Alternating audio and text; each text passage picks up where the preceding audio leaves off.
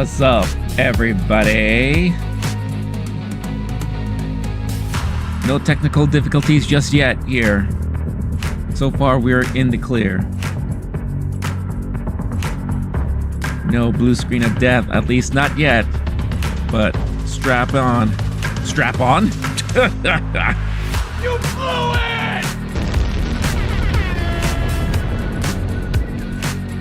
What's up, y'all? It's your boy Renee back in the house. Happy Friday, everybody. Happy Friday!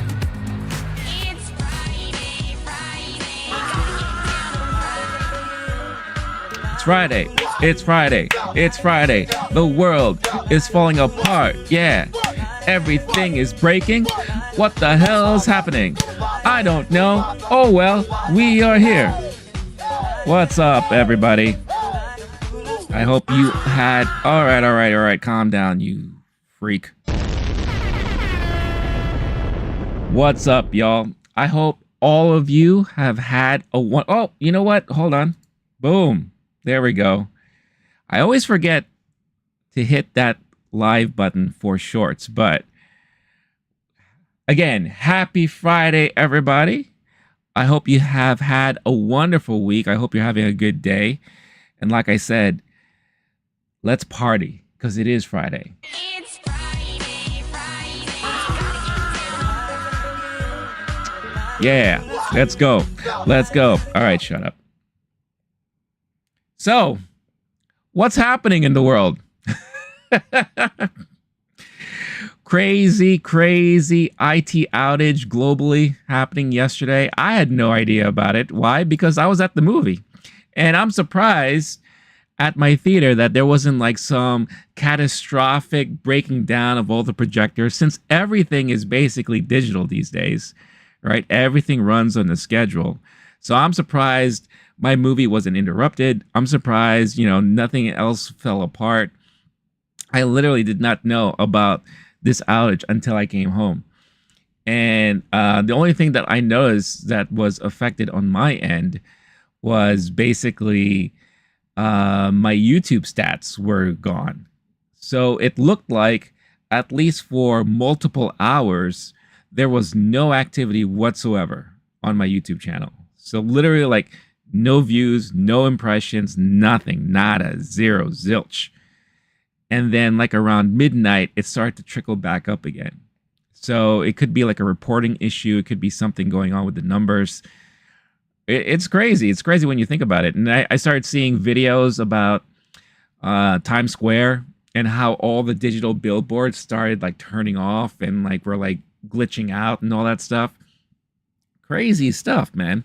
Crazy stuff. And now people are comparing it to like the movie Leave the World Behind and all that. I mean, in that instance, that was like a cyber attack, right? That was like an intentional attack. And this was more a cause of a software upgrade gone wrong. And as all of you know who have computers, who always have to update drivers and all that stuff, that is something that can easily happen to anybody, anytime, anywhere. So, yep, there you go. Happening on a global scale. So this is what happens when you move over and depend on such a digital world, a digital existence. That's just what happens. You never know. Something, just a small little minute detail or something off can cause a catastrophic worldwide outage and all that. So I'm curious if any of you felt any of the effects of anything that happened yesterday. I think we're still in recovery from all that stuff, but I do find it extremely fascinating that something like that has happened. And now, people are going nuts about it all. So, but enough about that. I'm happy to be here back live on a Friday. Like we do every Friday, I usually talk about the latest movie that came out. So in today's stream, I'm going to be talking about two. We have a double feature today. So if you didn't see my post on the channel, I was lucky enough to attend a special early screening of the upcoming movie DiDi, directed by Sean Wang. If you're not familiar with Sean Wang, he was nominated during the last Oscars for a short film that he did called Nai Nai and Waipo. You could find it on Disney Plus, and he basically just chronicles and the kind of like day in the life of his grandma and her friend, who they live together and all that, and they're like best friends. So this is, I guess you could kind of say, this is his directorial debut, right? His first full feature, and his grandma happens to be in this movie too, which I think is very cute. So I had a chance to see that. He was there in attendance, did a little Q&A session. So I was able to record all of that, and I'll be uploading that to the channel very soon. So stay tuned for that. But I'll be talking about that, and I'll be talking about the latest big movie for the summer, and that is Twisters, starring whatchamacallit, Daisy Edgar Jones. I believe that's her name, right?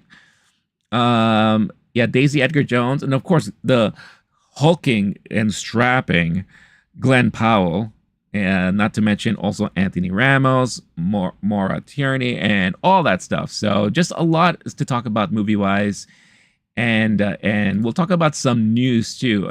As you could tell by the title, some crazy stuff happening on Marvel's side. And if you don't know, and if you haven't seen it yet on the stream, I have a poll up asking you, the viewer, the question. I'd love to know.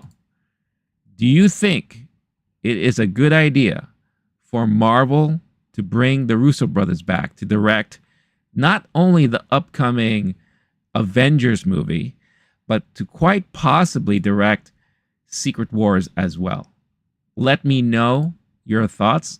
Let us hear you in the chat, in the comments, and there's just a lot to talk about. Star-Lord is in the house, my man. I haven't seen you in a minute. How are you? Nice to see you here. I'm glad you made it this time too. So always a pleasure to have you on board here.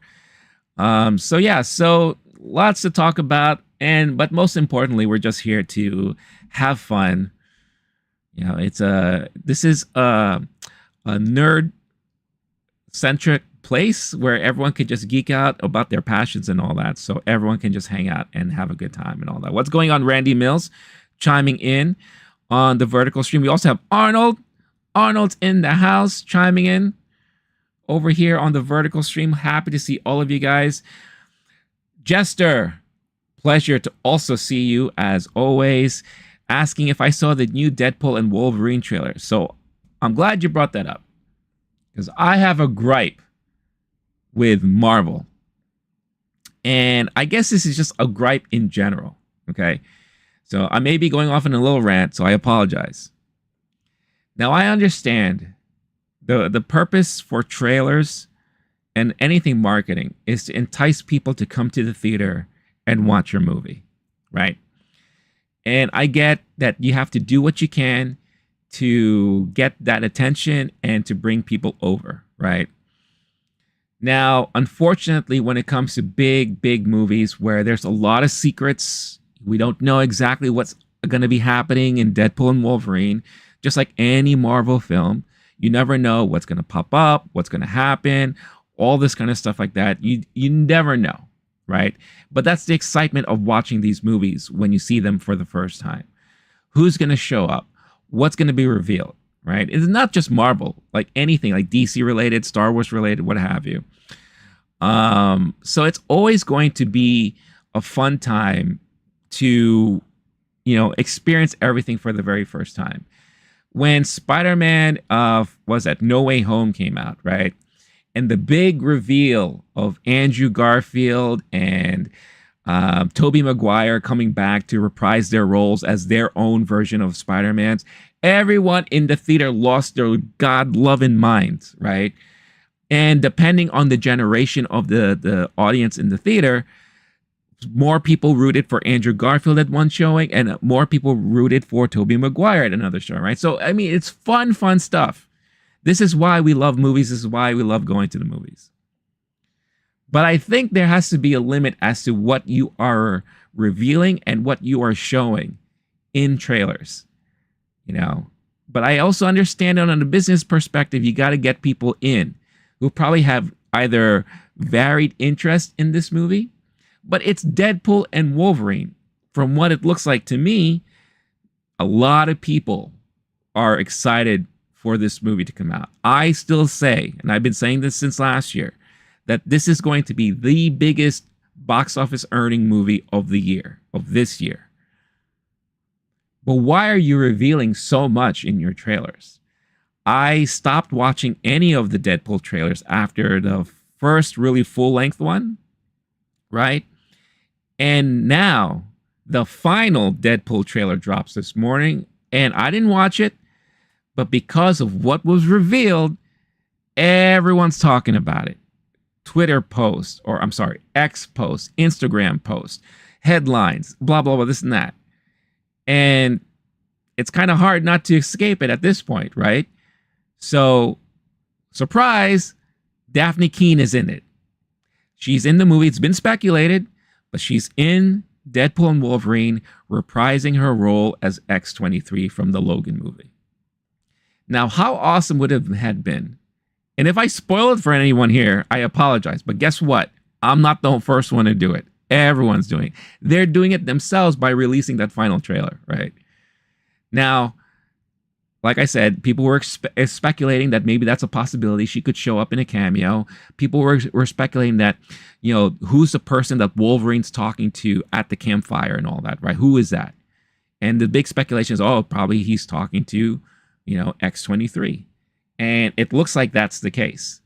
But how amazing would it have been if you were in the theater watching this movie for the first time and she just shows up, right? Wow, big surprise. You know, when you're watching it in the movie for the first time and Sabretooth shows up. Whoa! They brought that dude back. But guess what? We already know it because the trailers have already showed this to us. So I didn't watch the trailer still. I'm not planning to. But it's nice to see that there's a lot of stuff happening. And, you know, with X-23 being in it, I think that's cool. But also at the same time, it would have been nice if it was like a big surprise in the movie and not having it spoiled in a trailer. And we are just a week away. This movie comes out next week, right? So why couldn't we just wait a little bit? You know, what's one more week before releasing trailers that is like revealing all the secret characters coming out and all that, right? So that's just, you know what? Honestly, that's also just my take on it. That's just my take on it. Maybe other people feel differently. Maybe people don't care. You know, for example, Star-Lord here in the chat, he doesn't mind spoilers. You know, he's happy for it, you know, and that doesn't deter him away from wanting to watch a movie or watch something just because it was spoiled. But for me, I like to be surprised, you know, and I purposely went out of my way to avoid any of the smaller trailers that they've been releasing for this thing, the TV spots, all of those little tidbits that they've been releasing. And then the final trailer, I said to myself, I'm not going to watch it because I want to go into it nice and fresh and not have anything spoiled for me. I want to get surprised and feel it when I'm watching it in the theater next week. And there you go. Daphne Keane. Good old a grown-up X-23. So yeah, so that's my problem. And this is coming from a guy who loves trailers. I love movie trailers. Movie trailers always have excited me for a very long time, you know. But I think now, because you have to grab so many people's attentions, right? And studios are getting desperate in getting people into theaters. You have to reveal more and more and more. I mean, I remember the trailers from the early 80s where they basically showed you almost the entire movie in a trailer, right? I remember those days. But then there was a moment in time when trailers started to be smaller and more mysterious, right? And you know, I kind of miss that, honestly. If I'm to be very honest, I kind of miss that, you know. But it is what it is. So that's my thoughts, Jester. I'm sorry if my long-winded response there is that I didn't see it. I do know the big reveal, you know, and I'm still looking forward to the movie, but I kind of wish that they didn't reveal so much with the most recent trailers, you know, especially they had another one that came out a week or two ago right? And they were like teasing Lady Deadpool and all these other Deadpool variants and all that. It's just like, come on. Yeah, I'm it's a little bit too much in my opinion. But it's been like that for years now, and you know, it doesn't look like there's any going back, depending on the studio that does it and all. So there's that. So, all right, go back to the blah blah chat. Sorry if I missed anything. Arnold, did I see the Balerion video? Yes, I did. I reacted to it on the Instagram. I gave it a heart. It was just really nice to see that. Randy Mills said he's subscribed to me. Thank you so much, Randy. I really appreciate that. Thank you so much. Starlight saying this would be a new phase of the MCU. I missed the Avengers. They were gone for a while. There's some new trailers dropping I want to check out. X23, Laura Kinney is always welcomed. Starlight also saying he never likes to spoil things for others. Trailers do spoil the movie. Marvel, not so much. So there you go. You know, so again, a reminder, there is a poll up on the chat asking if you think it's a good idea for Marvel to bring the Russo brothers back to the MCU. And we'll talk about that news that dropped yesterday. I believe it was yesterday, the 7th, 2 days ago, sorry. And we'll talk about that, and I'll share my thoughts on the whole thing. So check it out. And yeah. So again, I hope everyone's having a good day. Also, a reminder: don't forget, hit that like button on the stream. Everyone here watching would greatly appreciate it, you know, and will make everyone happy. Arnold, also, I hope you've had a better day today compared to the last time. Starlord, I hope you had a great week. Jester, I also hope you've been having a good week. Scorched, what's up? Scorched chiming in on the vertical stream. Yeah, we're going to talk about the Russo brothers news in just a bit. Yeah, so yeah, there are some Moon Knight upgrades that I would love to talk about.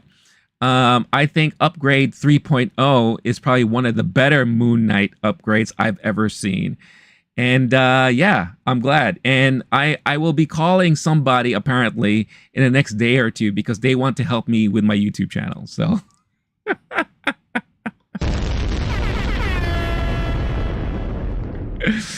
oh my gosh, people really crack me up. Crack me up. All right.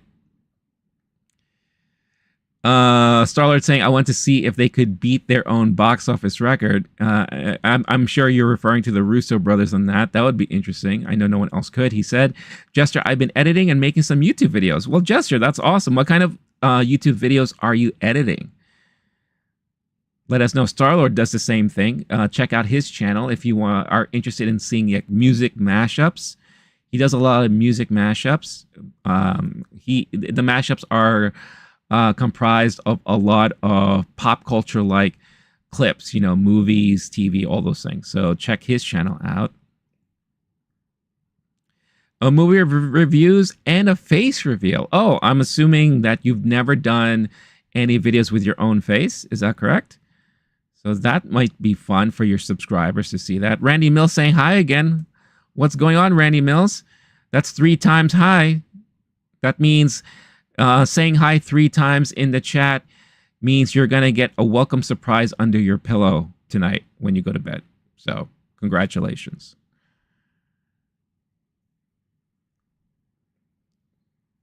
Jester, is your channel mainly movie reviews?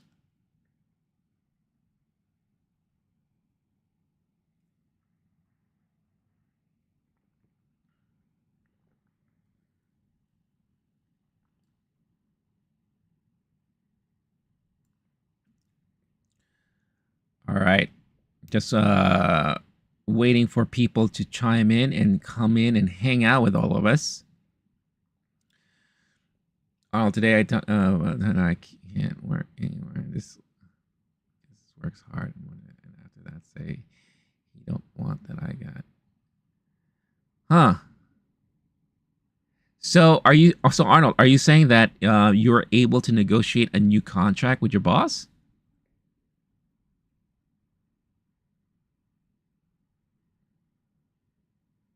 Oh, and you got a raise.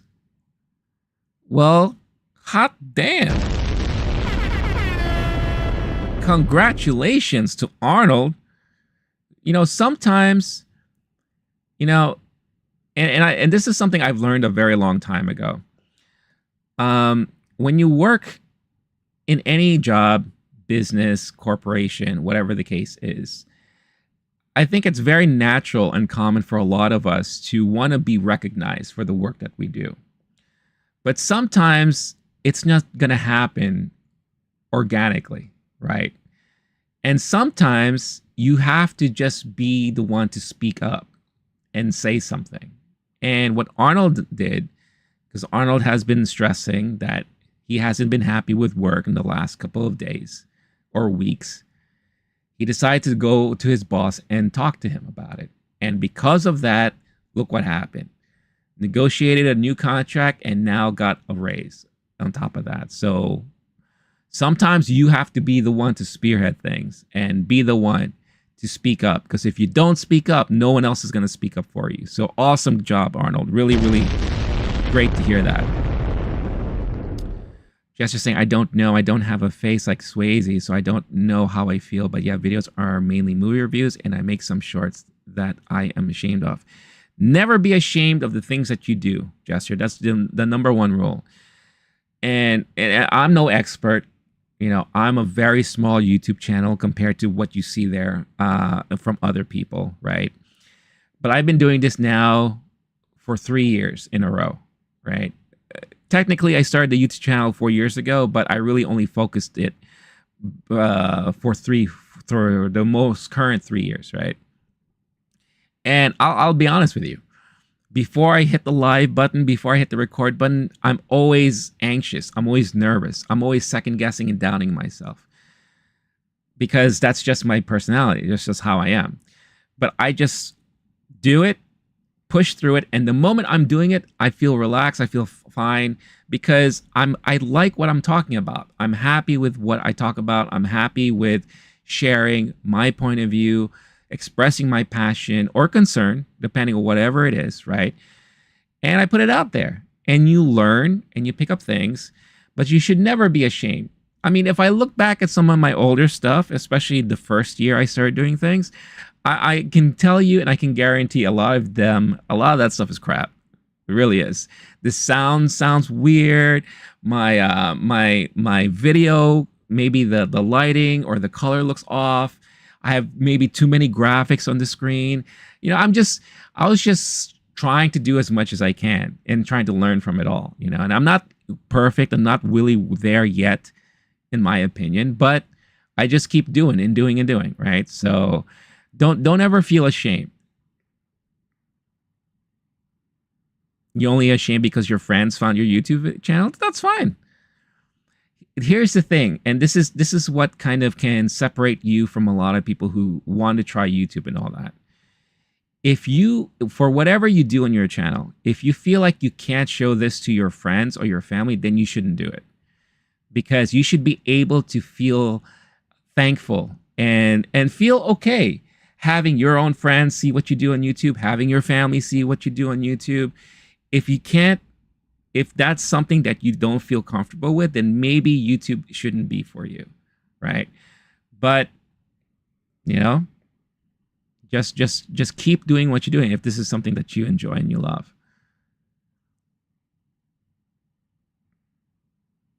AKB also in the house. What's going on, AKB? It's been a while. Hope you're doing good. Randy Mill says, I'm the best.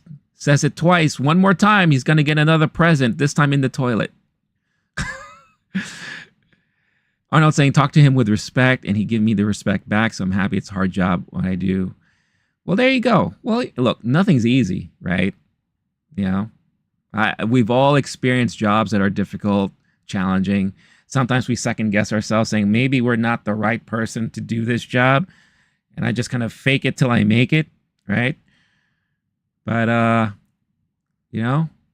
if you feel like you need to talk and you're not happy with your situation, the best way to do it is just talk it out. And look at that, Arnold was able to do it with great results. Now, that may not be the result for everybody, but hey, that means you're doing so well enough that he also respects you back and he doesn't want to lose a person like you. So awesome stuff, really, seriously. All right, reminder again to everybody here live. Don't forget, hit that like button. Would greatly appreciate it. Hit that like button. And by doing so, we're all congratulating Arnold, who just got a raise and a new contract today at work. He deserves the love. So react, send the hearts up in the stream. You know how you do that react thing? I don't know what it is. I don't do it. But you know what I'm talking about. Show some love to Arnold, who just had a great day. From having what looked like it was going to be a terrible week to now having a great day. So, Arnold, how are you celebrating tonight?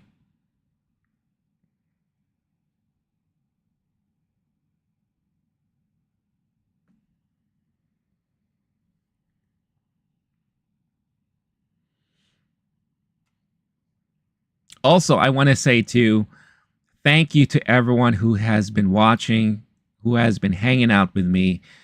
Um, you know, the channel is doing pretty well for what I consider very little work.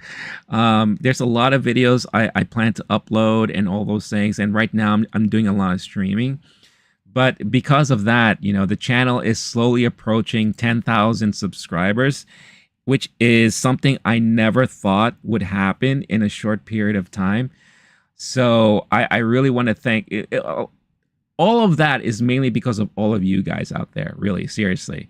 You know, AKB, Arnold, Star-Lord, Jester, just to mention a few, Scorched, you know, and there's a lot of other people who come and go and all that. Randy, who now contributed to that. You know, so I'm very, very happy. I'm very, very humbled by all the support, you know, so hopefully once I hit the 10,000 mark, it could open up more things, allow me to maybe attend more events to talk about and share with you guys. So I'm very, very grateful and all that. And I promise I will think of something. Right now, my life is kind of like a whirlwind, whirlwind, just like the movie Twisters. You know, but once things clear up, I promise we'll do like a 10,000 subscriber celebration once we hit that benchmark. So, but before we start talking about any other topic here, this is another, it's been a crazy week with a lot of stuff happening, right? Arnold, I'm glad you enjoyed the lives. I really, really am thankful for that. Big release this week for a game that once it was announced, I was very, very much excited for. I couldn't wait to get it. And that is this. The Nintendo World Championships NES Edition for the Switch. And I'm so happy that this is out and so excited for this. For those of you who don't know, this is a game that's based off of something that actually really happened back in 1990. In 1990, I would say it's like the height of the popularity of the Nintendo, right? The NES. And they decided to do like a kind of like a nationwide tour, several states, to kind of create this competition. And they called it the Nintendo World Championships, right? And the top winners of each state that they toured in would all go and basically compete. I believe it was either at Universal or one of these big places in Florida or California. And they would crown whoever the big champion is. But one of the biggest thing about this was that this was also during around the same time that they were doing marketing for Super Mario Brothers 3. And that was like the big game that everyone would play in the finals and all that, right? So a very momentous moment in the history of video games. Of course, you've seen the movie The Wizard, and that is something that kind of mimicked the whole World Championships, and they kind of debuted Super Mario Bros. 3 on that too. But when it toured here in New York, and it was like a one-day event too, I believe, me and my friends, we all went. And we all competed. None of us made it through to the next stages. I competed twice because I felt very close in getting it the first time, so I bought another entry ticket to compete, and I did it. And again, I came very close, but didn't make it. But I was happy that my friends at the time were cheering me on. And the rest of the experience was very much like a convention. This is like a very early. I believe, this was even before E3 was very big, right? So it was interesting to be able to be there and check out some Nintendo games that haven't been released yet, some previews, some all those things. And it was just nice to be around people who were just very passionate about video games and Nintendo.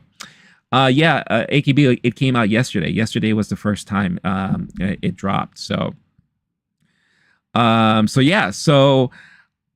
was excited. Now, those cartridges that they use for the competitions have been considered like holy grails for the longest time. If you were a subscriber to Nintendo Power, they even had their own contest where you could win a gold version of the cartridge of the competition disc. And the competition cartridge was made up of 3 games, right? And they're all timed. So in the first game you would play the original Super Mario Brothers game.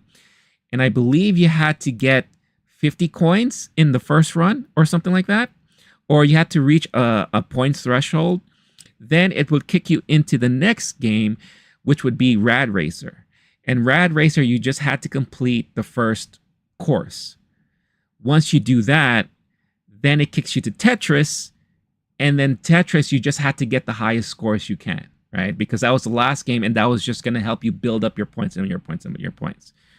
So they took that concept with this. I'm going to show it again because, yes, the box looks amazing. And I'm going to open it up in a little bit. They took that concept and they expanded it. And they basically created 150 plus challenges from 13 NES games. Games include, and I'm just reading this just based off the back here, Metroid, Ice Climbers, Kirby, Super Mario Brothers 2, Kid Icarus. Oh my God, so much stuff here. And then there's a party mode so that you could have a local championship of up to 8 players. Wow. That's amazing. You have Zelda in here too. It just looks like it's going to be a lot of fun, right? So I've been really, really eagerly anticipating this to come out. Starlord saying he loves the Power Glove because it's so bad. I never owned a Power Glove, but AKB here in the chat owns one, I believe. And I never used it, but it just looks like something fun to have, so. All right, let's open this up because I'm going to check it out. So in a way, we're kind of doing like an unboxing, a live unboxing. Look at that. So, all right. I don't want to break this box. They make it very hard to open sometimes. Let's have some unboxing music, shall we?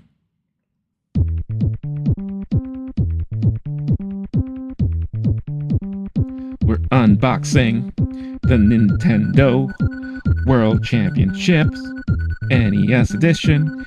This box doesn't want to open. I don't know what's wrong with it. Let me try the bottom. Also, don't forget, cast your vote. Vote live in the chat if you think it's a good idea for the Russo brothers to come back to Marvel. And I'll share my thoughts on all of that shortly after we do this unboxing here. Wow, this box does not want to open. And I don't want to rip anything here. This is really, really crazy. Really crazy. All right, let's see if I can do this.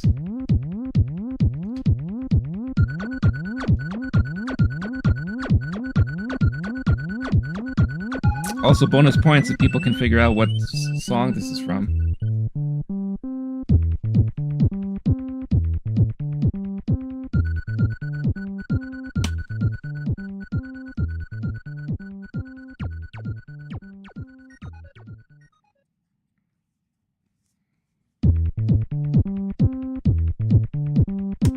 my best not to break anything here, because this thing is so nice. I don't want to destroy it, you know?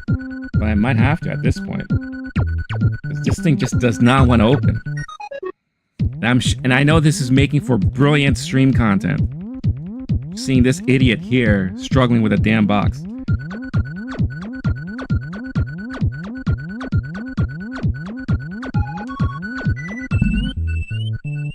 I'm hitting the microphone and everything. Alright. I think at this point I have no choice. I may have to just rip this thing. Not rip it, but... Is it a good... Star-Lord saying, is it a good idea for George Lucas to return to Star Wars? Absolutely not. But then again, has he ever really truly left? You know Filoni still invites him to sets. You know Filoni still invites him to many things. He will always be around. He'll forever be around, I feel.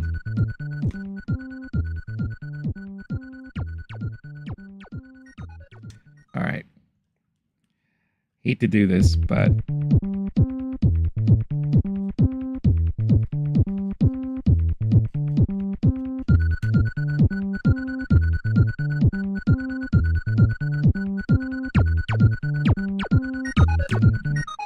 But Nintendo has forced my hand that I have to literally cut this. There we go.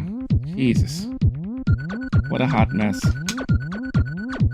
So the way I did it is that I just basically just cut it so that I could like flip it open. All right. This is the one piece that was causing all the problem. Jeez. All right. So first up we have... What is this? This? I don't know what this is. But this looks interesting. Trying to see. Oh, this is the pin set. So this thing comes with not only the game, but it also comes with the replica game pack, the cartridge, a pin set, and art cards. All right, so let's check out the pin set.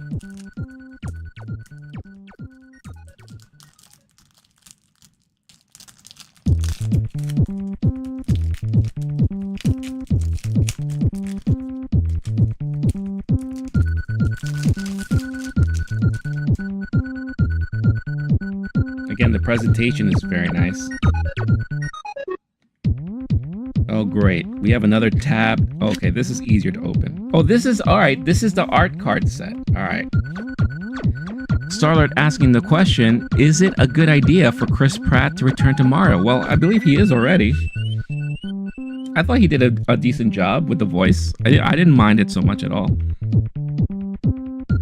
Alright, so here are the art cards that are included.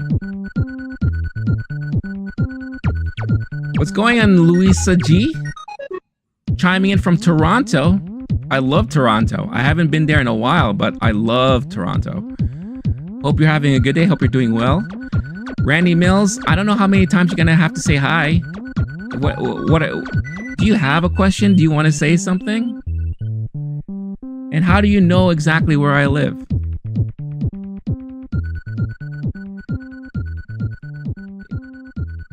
Wait, is it a good idea for Mel Gibson to return to Mad Max as the Knight Rider? No, because that role is meant for you, Star-Lord.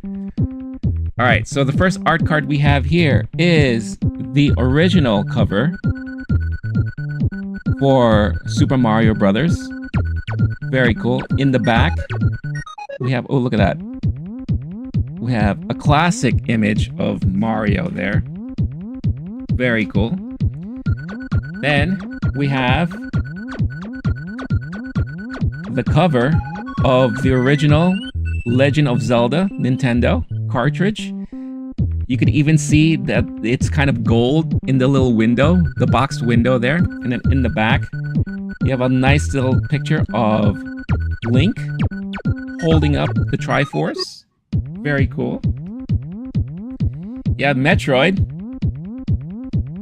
Again, for those of you who grew up with the Nintendo,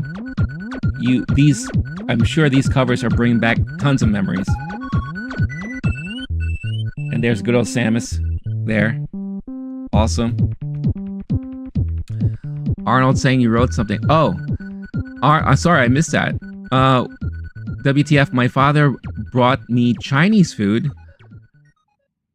What was that in my clap? What the hell? I sent you a picture over Insta. Oh, really? Okay, I gotta check it out.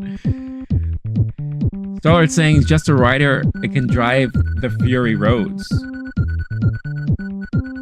Here's Donkey Kong. You know, this is bringing back a lot of memories. Oh, I love this. This is awesome. I feel like I should be like Peter Venkman. And I feel like I should be giving all of you a test. And all of you should be like guessing, all right, what's behind this card? Right? And we should, it should be like a little psychological test there. Here's Kid Icarus. And then in the back you have this little shit. This game sucked. I hated this game. Super Mario Brothers 2. Love this game. This game was such a fun game to play. Even though it was a reskin of another game. Such a classic image right there. Love it. Started saying he's playing GTA Online right now.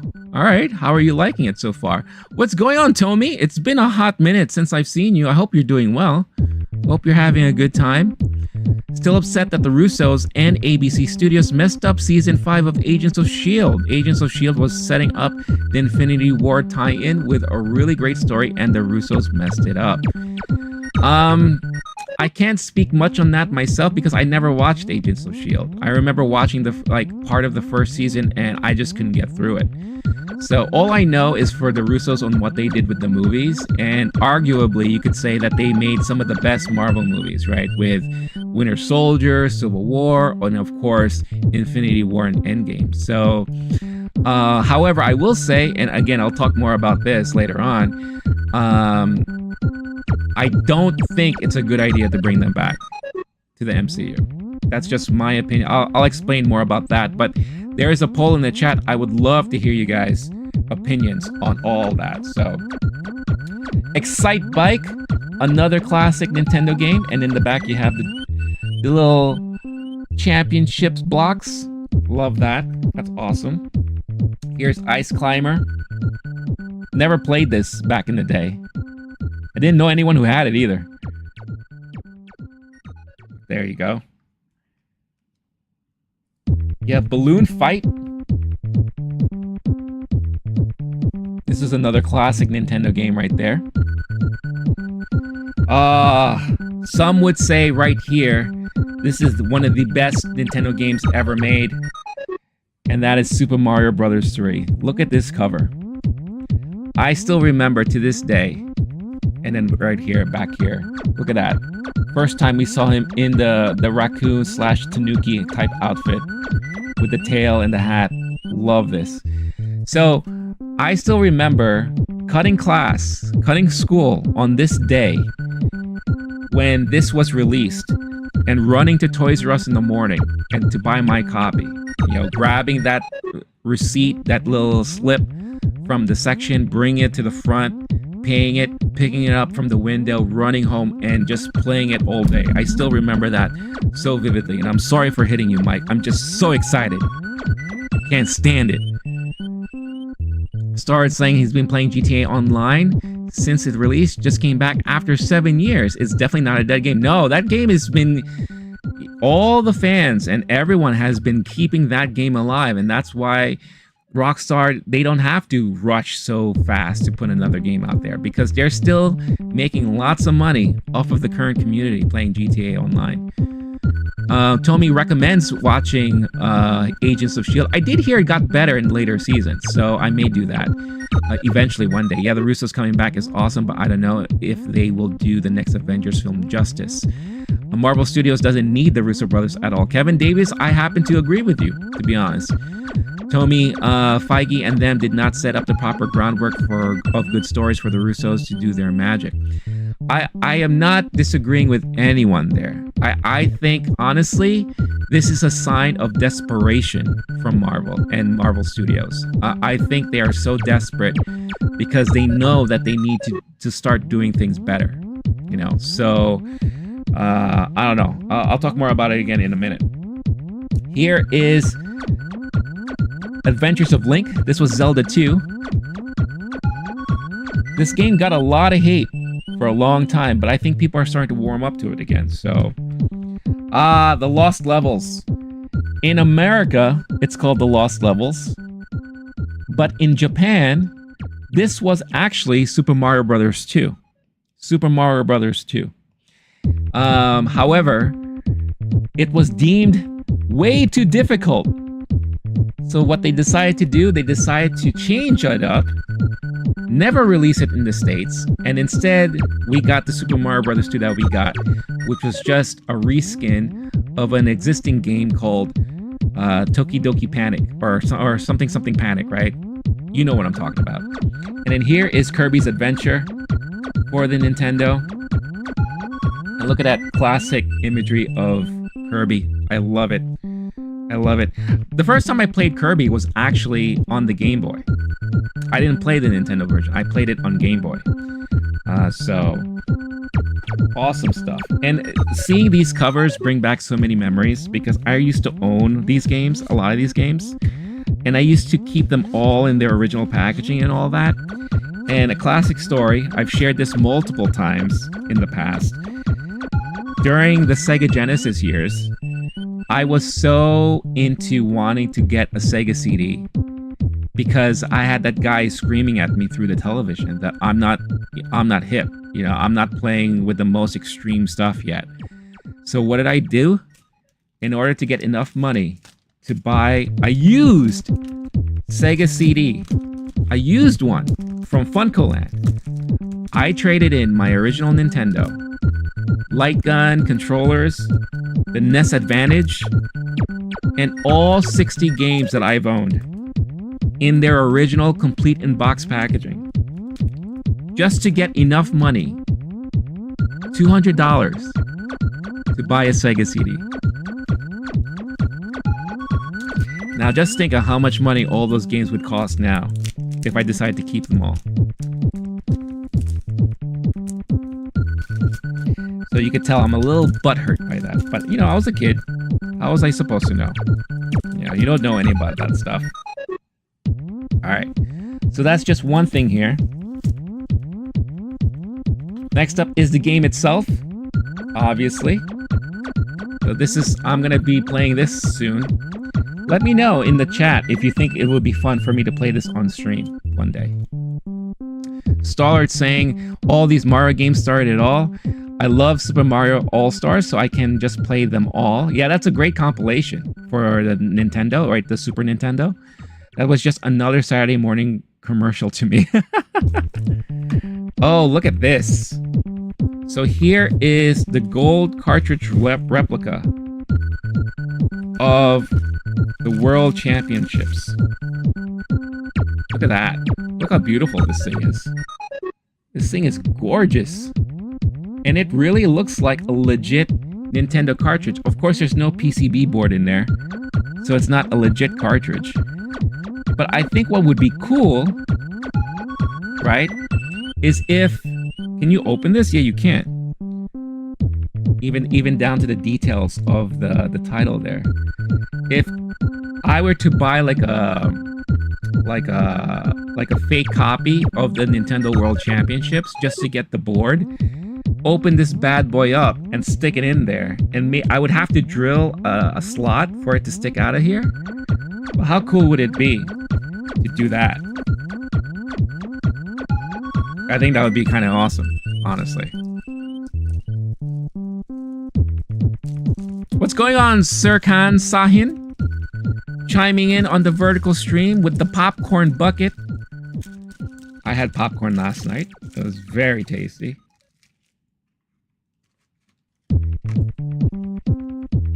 Because of the picture, I now believe in fate. What picture are you talking about? And look at this. I love that they included a reproduction of these sleeves when you buy Nintendo cartridges today, a lot of them don't come with these sleeves. But these were like, it came with every game that you purchased.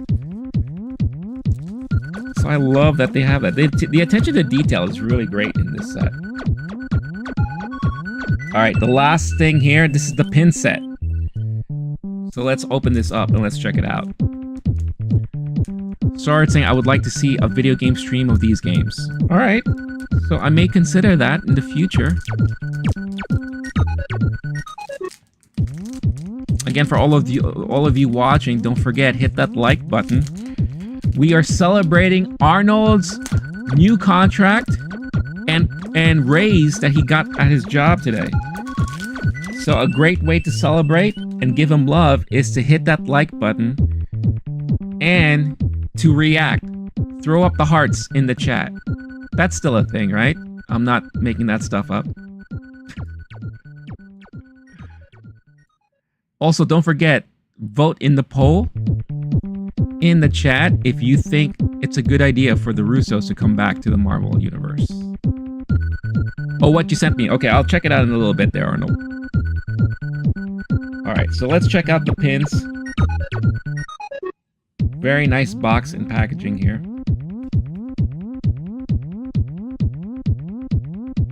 Wow! These pins are beautiful. Look at that. They're all kind of like enamel, featuring Super Mario Bros. 3, Legend of Zelda. You have Metroid, Donkey Kong, and of course, the Nintendo World Championships logo there. These are beautiful. These remind me of like the old school Nintendo pins they used to sell back in the day. I remember I picked up a couple of them at the Nintendo World Championships. They were selling them at the official store. But these pins are beautiful. Beautiful. Man, they did a really great job with this collector's set here. You know? And it's filled with nostalgia. Seriously, it's making me, it's driving me nuts. It's like I'm remembering the days of when I played Nintendo back then. So good, so good. Now, the funny story is, the Japanese version of this set actually has an additional thing that's included with it. They actually gave you replicas of the Famicom controllers in that set. So hopefully I get to procure one of those one day. But yeah, that's this. And I can't wait to check it out and play it. So I'm very, very happy with this set. Very, very happy. All right, enough of this music. I'm sure it's driving all of you nuts. But thank you for bearing with me as I take a trip down memory lane and I check out this wonderful set that just came out this week. What's going on, Rules? Chiming in on the vertical. How are you? I am doing well. Having a good Friday so far. AKB saying, wow, those pins are gorgeous. Yeah, the pins are amazing. I'm never going to take them out. I'm going to leave them. Maybe if I do, I'm going to put them in a frame because those are really beautiful pins. Starlord saying, it's an awesome tribute to these legendary games. I agree. They did a good job with that stuff. All right. Let me check out. Arnold sent a photo about something that he found in his Chinese food place.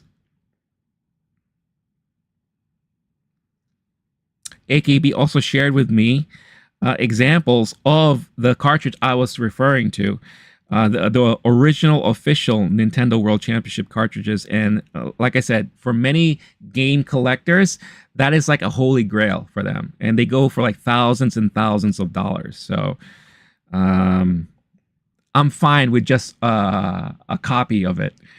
I'll be okay with that. All right. So Arnold sent over a photo of the fortune that he got in his fortune cookie. And I love the fortune here because it is in German, but it's also translated in English.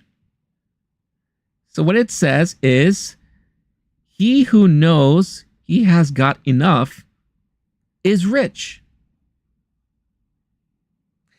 It's a very, very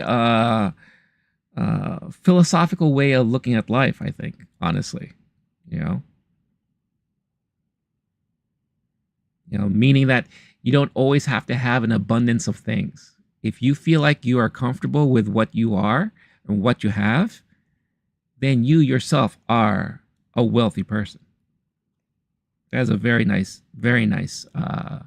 fortune that you got there, Arnold. Really, really nice. All right.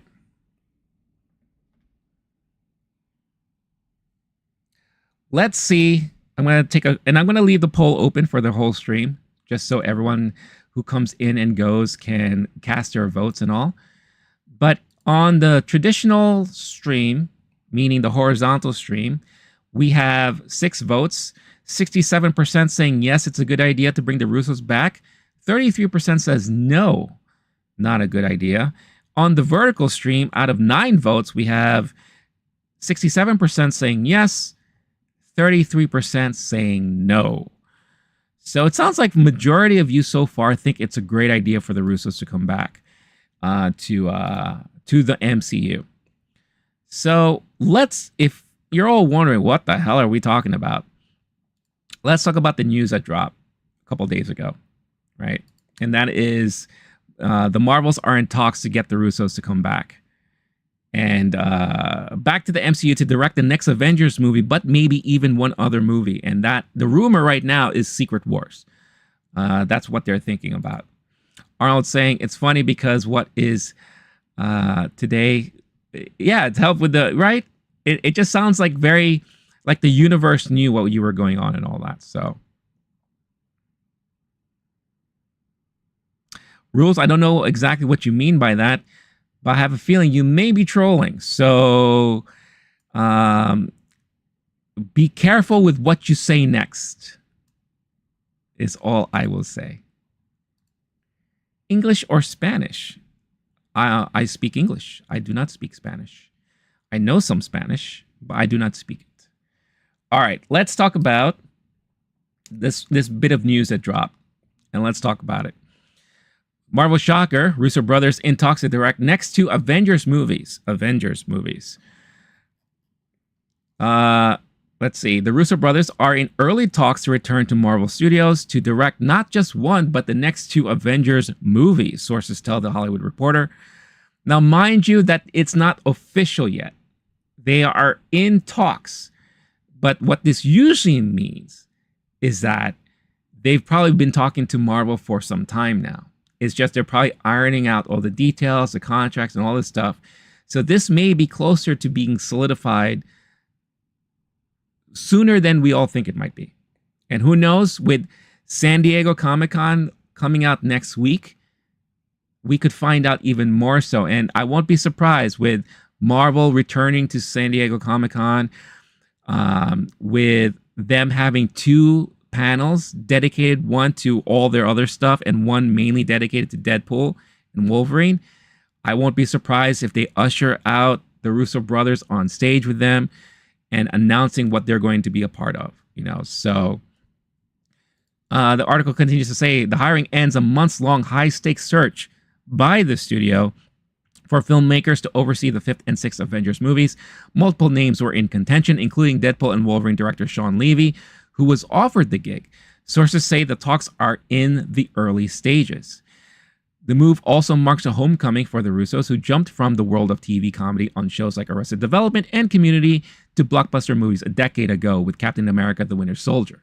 In total, they directed 4 of Marvel's biggest and best regarded movies, going on to helm Captain America: Civil War in 2016, Avengers: Infinity War in 2018, and Avengers: Endgame in 2019. Combined, their Marvel films grossed $6.681 billion, with Endgame standing as the number 2 movie of all time globally, with $2.79 billion. In the years since, they have become mega producers via their AGBO banner, producing Best Picture winner Everything Everywhere All at Once, and pricey titles such as Amazon's Citadel and Netflix's Extraction movies. As directors, after becoming box office kings at Marvel, they stuck to streaming titles that did not reach the critical and cultural heights of their Marvel work, directing the Tom Holland crime drama Cherry in 2021 for Apple and the big budget action movie The Gray Man 2022 at Netflix, which I actually thought was a decent movie. I actually liked it. It felt like you were watching a Marvel action film, honestly. The way they kind of directed it, the way they kind of treated it. And it starred like Chris Evans in it. So it felt very much like I was watching a Marvel film, but I thought it was decent. They also directed the upcoming sci-fi adventure The Electric State for Netflix. The fifth Avengers movie was previously titled Avengers The Kang Dynasty and was to star Jonathan Majors as time-traveling villain Kang. But Marvel cut ties with the actor after he was convicted of assault and harassment in December. Shang-Chi and The Legend of the Ten Rings director Destin Daniel Cretton was once attached to direct Kang Dynasty, but he departed a month before Majors' conviction. The feature is expected to get a new name and a new focus. The sixth Avengers film is Secret Wars, which is a storyline the Russos have long talked about wanting to adapt. A pair of 1980s comic book series focused on all-powerful antagonists known as the Beyonder, who in the first installment pitted Marvel's heroes and villains against each other on a planet known as Battleworld. A 2015 revival served as the climax to writer Jonathan Hickman's own multiverse saga, which has already had elements referenced in Doctor Strange in the Multiverse of Madness. In Hickman's Secret Wars, all of Marvel's multiverses are destroyed, with remnants surviving on a single planet ruled by the villain Doctor Doom. Right now, currently, Avengers 5 is set for a May 1st, 2026 release, and Secret Wars is set for release to be on May 7th, 2027. So, if this does come true, I would assume that Secret Wars, they're going to be taking on the Hickman storyline for this one, because they need to close out this whole multiverse stuff that's happening, because it's gotten way too out of hand. You could see people have lost interest in it all, honestly, and they need to find a way to close things up. And I think Deadpool and Wolverine will be the start of that. So we could be getting these movies sooner than we think, especially if they're going to limit the amount of movies that are going to be happening in the next couple of years, leading to Avengers 5, and then eventually leading to Secret Wars in 2027. So that's the news. Here are my takes on it. I respect the Russo brothers. Like I said, all the movies that they've done with Civil War, Winter Soldier, Infinity War, Endgame are the best Marvel movies that ever were made within that phase that we were in. Ever since the end of Infinity War and they started going on to the next phase and the next phase, things have been very confusing, right? And it's been very convoluted all over the place. Too much focus on introducing new characters, not enough focus as to where are we going here with all this stuff. Kang obviously was a big focus of what the main villain was going to be like. And look what happened there, right? Unfortunately, Jonathan Majors got himself into some trouble and they had to part ways, right? But even that own storyline was kind of confusing because it also felt like it was a little bit all over the place. He was popping up here, but that wasn't the main Kang. And then you had another Kang popping up here. And then it was revealed that there was tons and tons of multiple Kangs all over the world. So the storyline that it was based off of is an interesting storyline. You know, the Council of Kangs, you know, a bunch of Kangs like all around and all that. And I think it would have led to an interesting storyline. But I think for a movie universe, it may have been a little bit too much. It's not like how the main villain we all knew was Thanos, right? And everything was leading up to Thanos and the gems, right? The Infinity Gems. Now, I feel like they kind of have to pull things back a little bit, but have to come up with a reason why everyone is forming up together, teaming up together to lead to this one major event. I think with the most recent announcements that they've done with the casting of the Fantastic Four, that a movie being very highly focused on and being worked on, Deadpool and Wolverine coming out next week, hopefully leading the way and understanding where the X-Men are going to start really fitting in the Marvel Universe. There are two things that are really going to get the Marvel Universe back on track. X-Men and Fantastic Four. Because those are the ones that people have been waiting for. X-Men have always had a loyal fan base, even from the Fox days, right? Those movies have always done extremely well. The cartoon, we just had X-Men 97, which was probably the best rated Marvel series on Disney Plus to date. People loved it, screamed nostalgia. Everyone loved the original 90s animated series, right? So everyone's anticipating the next season to come. So it's going to be very, very heavily dependent on what's going to happen with these two portions of the MCU moving forward.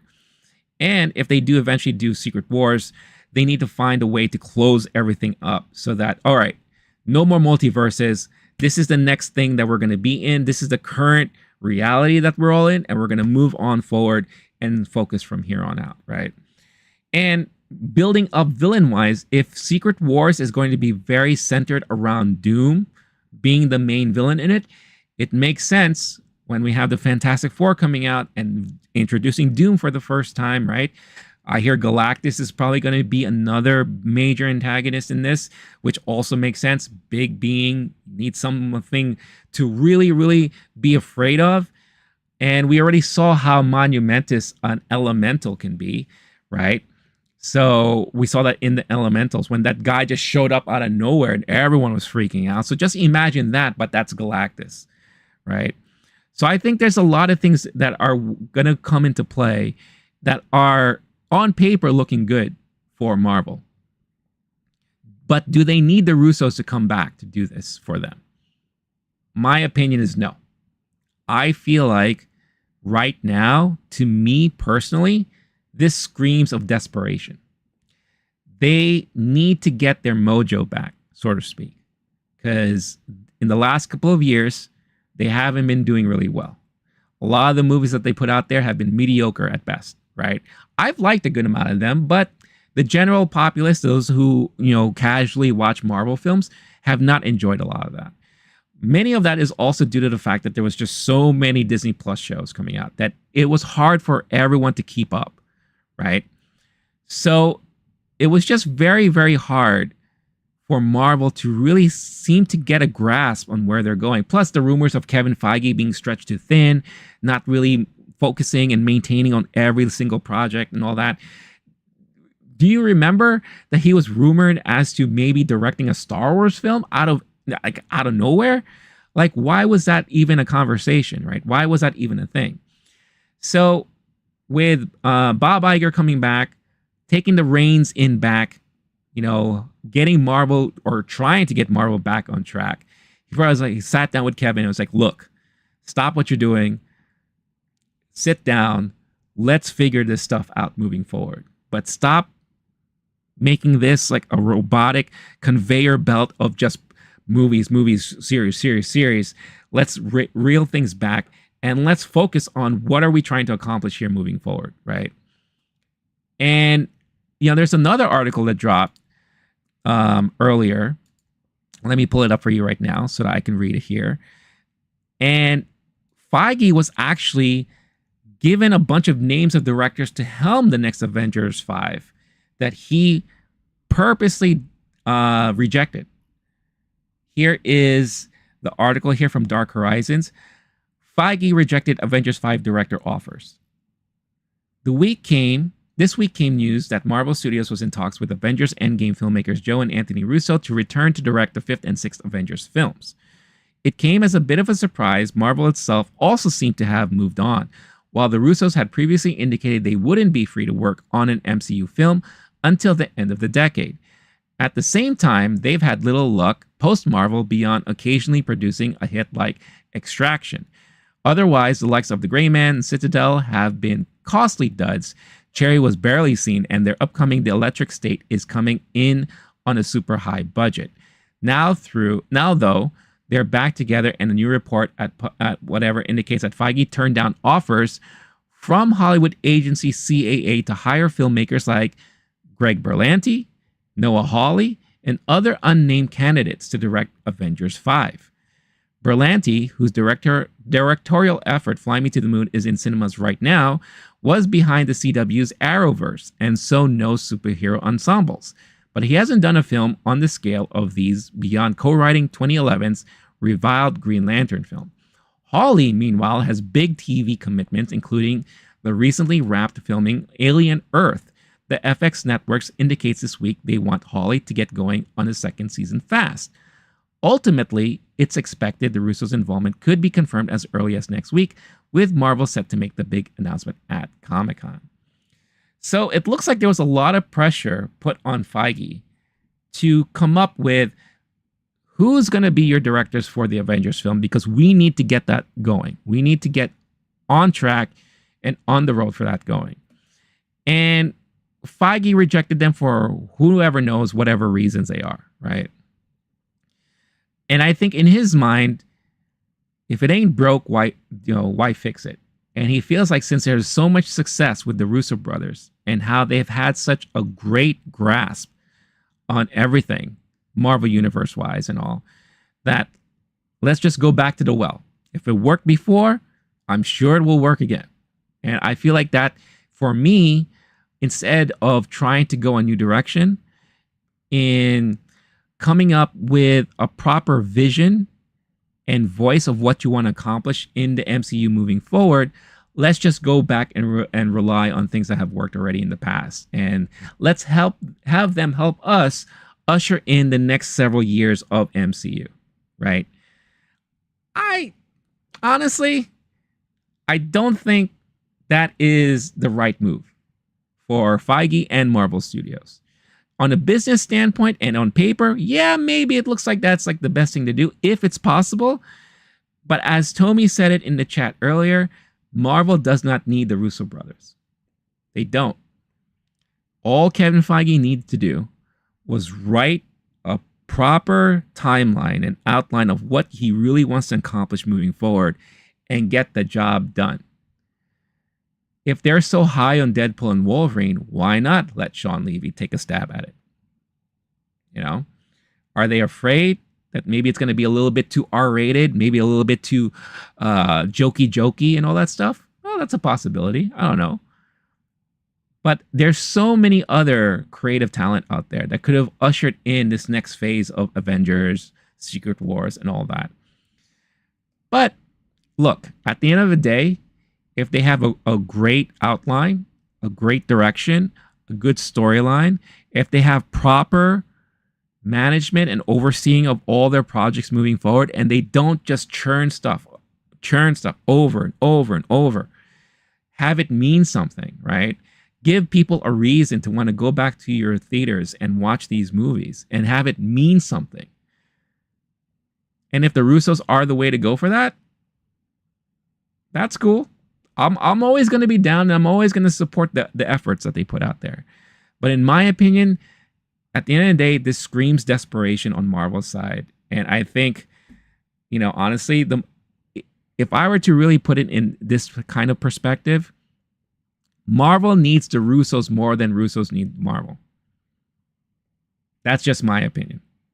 But I'm curious as to what everyone thinks about this news. And it looks like, according to the poll on the chat, a lot of people think it's a great idea to have the Russos come back. So what's going on, Geek Ledger? I haven't seen you in a minute. I hope you're doing well. Arnold saying, I hope for Marvel that they become a good return, because what I see in the last months was bullshit. I totally agree. Geek Ledger, hot take. I didn't think script for Green Lantern was all that bad. The dialogue and comedy was solid, and the story up until the final act with the Storm Cloud was good. I don't disagree with you, Geek Ledger. Honestly, I think the only thing that hurt the Green Lantern movie was the third act. And I think, you know, there was a lot of things about the Green Lantern movie that I really liked. Ryan Reynolds also, I think, may not have been the perfect fit for Hal Jordan, in my opinion. Obviously, we've seen what he can do now since then, but I do think that maybe if they had somebody else in that role, it could have been a different movie, in my opinion. But I think for the most part, I didn't think the movie was terrible, but that third act was just a hot mess, in my opinion. Clone Wars for Life, what's going on, man? Nice to see you here. Happy Friday. Geek Ledger also said, and I think we should remember, the Stormcloud villain was a WB mandate, because they wanted a menacing presence and not a true comic book villain.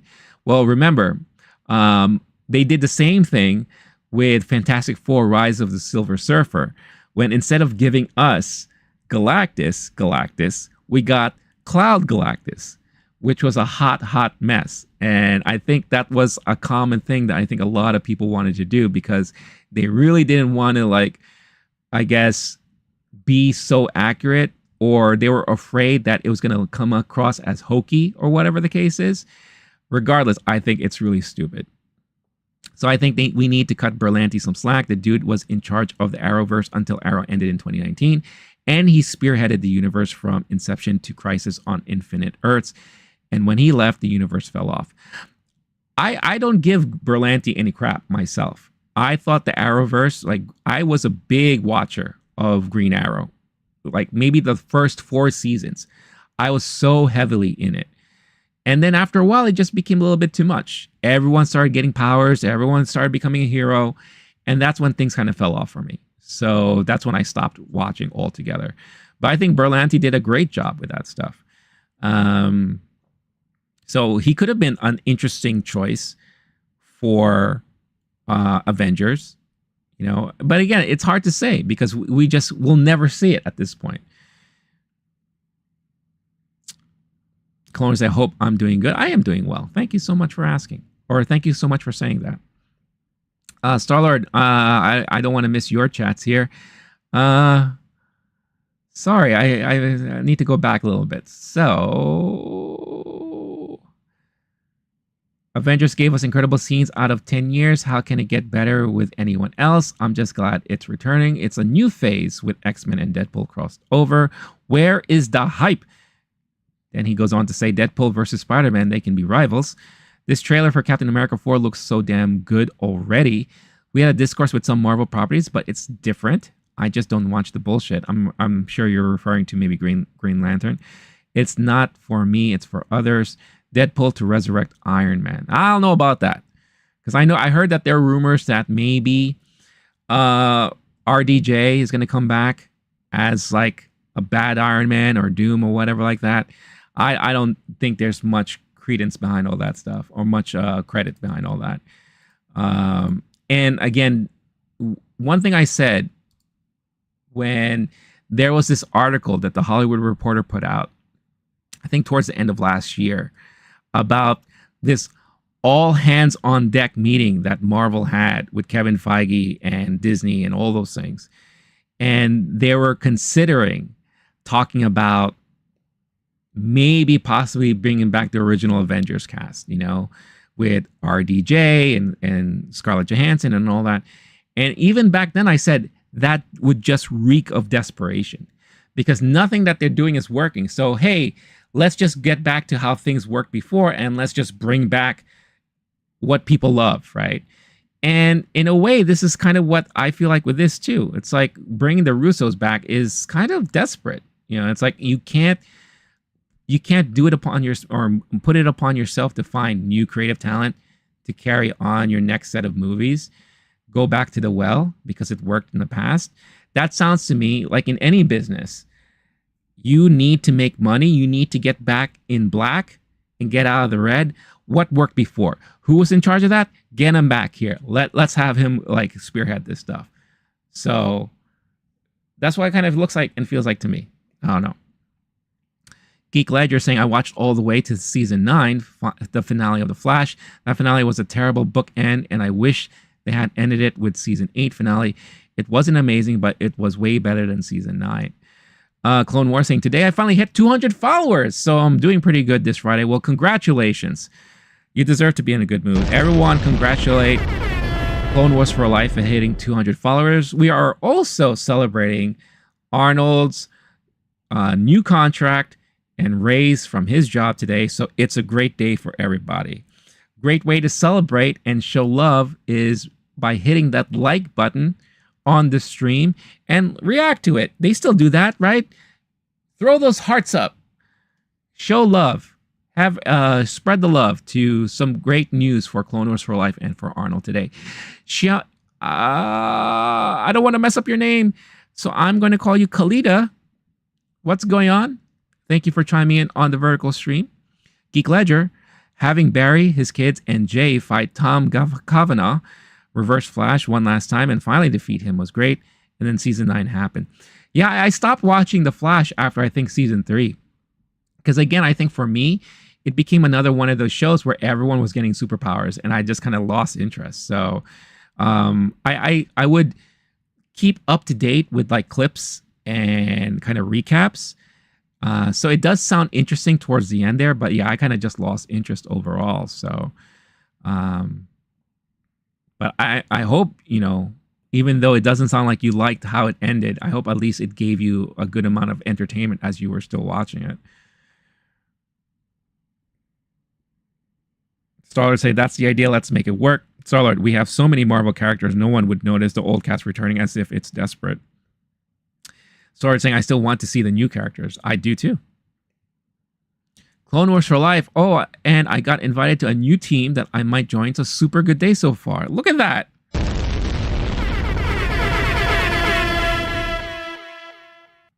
Wow. There you go. You got the approval of the good old Owen Wilson right there. But great. It makes me happy hearing that you guys are having great news today. So that's awesome. I'm very, very happy for all of you guys. Also, don't forget, there is a poll in the chat. Let us know if you think the Russos coming back to the MCU is a good idea. Would love to hear from all of you. Sorry, I lost my window there. So yeah, so I don't know. I think overall, let's just say that next week's Marvel presentation at San Diego Comic-Con is going to be an interesting one. It really is, right? They have the reason why they're coming back to San Diego is because they need it. They need to get back into good graces with everybody. You know, they know that they haven't been doing well. They know that the fan base have been dwindling and kind of disappearing. So they need to have a presence out there, you know. So and we'll talk more about this next Wednesday, right before San Diego Comic-Con starts. But I'm expecting Fantastic Four cast to show up, Daredevil, Born Again cast to show up. If the Russos thing is true, then I'm expecting the Russos to pop up on stage and talk about their visions or their excitement for working on the next Avengers movie, maybe even Secret Wars. I don't know. I'm sure Captain America, we're going to get some more information about all those things. Thunderbolts, I'm sure we're going to get information on that. You know, and then maybe in the typical Kevin Feige way, he's going to be standing in front of a giant screen with a major timeline, just like he's done in the past. And we're going to see where we're going to go from here, you know? So who knows? It's going to be very, very interesting to see what's going to come out of next year's presentation. Next week's presentation, sorry. Star-Lord, yes. Hey, how about you spank them, dickless? There you go. Geek Ledger, I was just caught off guard by the ending of the episode before season 8 finale. Tom Kavanagh was unhinged and him pulling a Joker with the face ripping off was incredible. Oh, I didn't even know that happened. Wow.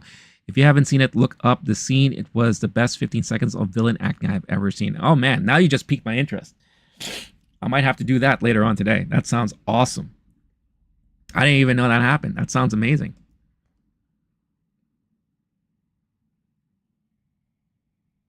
That really sounds amazing. Like, no lie.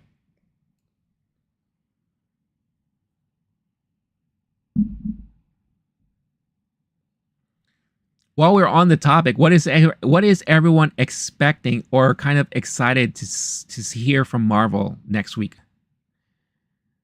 Did that even make sense? Am I speaking English? I don't know. But what are you hoping that Marvel will talk about next week at San Diego Comic-Con? Matt Emig is one of the main stunt actors in Thunderbolts. He does most of the extra stunts, like soldiers and stuff. They don't have names. That's awesome. Yeah, I remember you mentioned that he is a stunt person for Marvel and Star Wars now. So I think that's awesome. That's really, really awesome. if you missed a past one of the past streams, I checked out Matt Emmig's. Is it Emmig's or Emig's? I hope I'm pronouncing it right. I checked out his video, and Clone Wars have worked with him before. I don't know. Do you currently work with him now on anything? But he's like a stunt guy, a martial arts weapons performer. Very good stuff.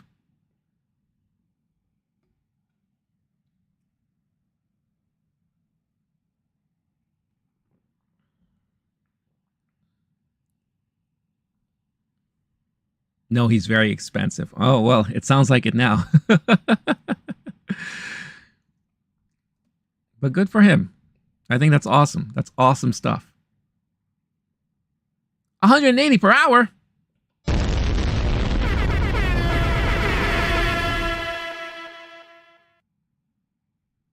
Yeah!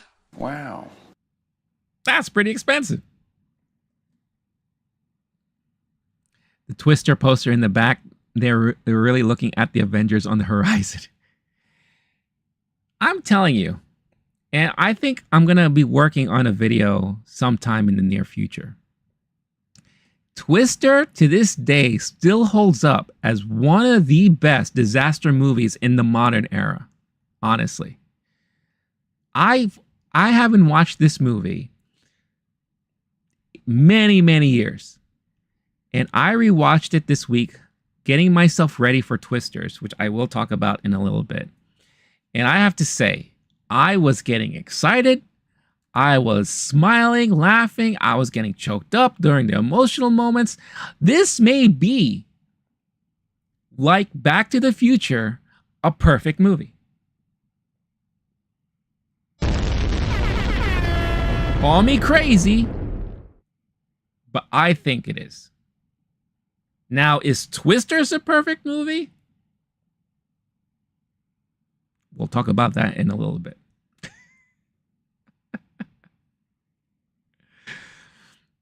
Clone Wars for Life. So now I work with someone named Cole Presley.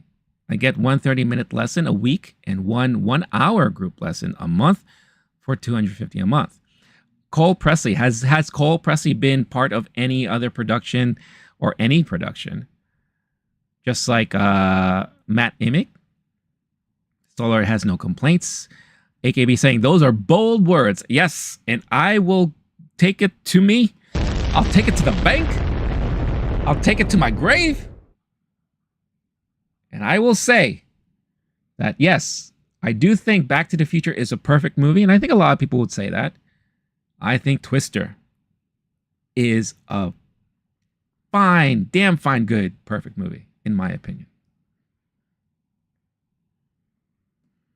Clone Wars saying he runs a team now with his brothers and sister. Oh, that's awesome.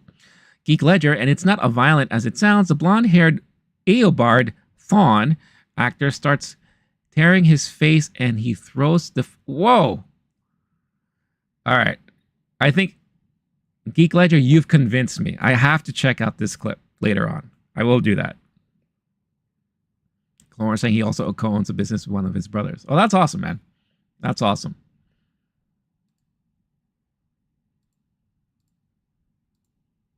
As a reminder to everyone, don't forget, hit that like button. We're celebrating two things today. Arnold with his contract negotiations leading to a raise. Clone Wars for Life getting 200 followers. And joining a new team, which is awesome. Such awesome news. So make sure to show your love by hitting that like button and reacting to the stream. Throw those hearts up. I think they still do that, right?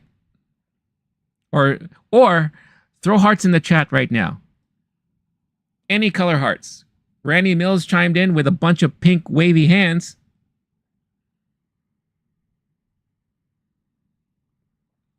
Throw hearts up in the chat. Or the celebration emojis. Let's see them. So I was saying Back to the Future is more iconic, needless to say. Well, of course. Of course.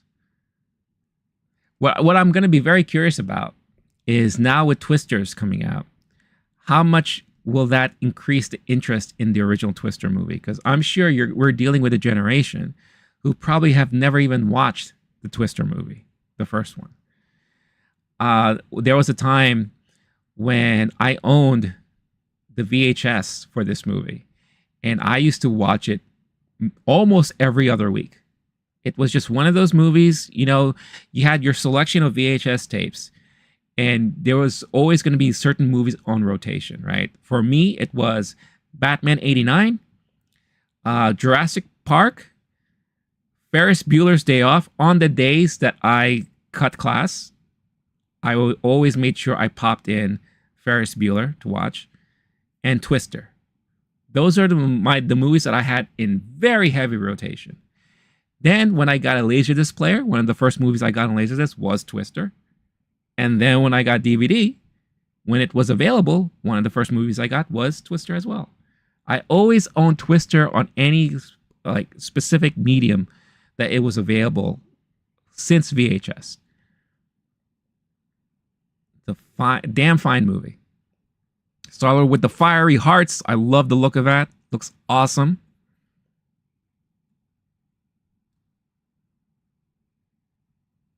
Streaming with you guys is a lot of fun. I have a lot of fun talking with you guys, honestly. So much fun. All right, let's talk about some movies, shall we? I think now is a good time to talk about movies. The first movie I want to talk about is the first movie I had a chance to watch this week, and that is the upcoming movie called DiDi. If you don't know what DiDi is, wait, hold on, let me just put this up here.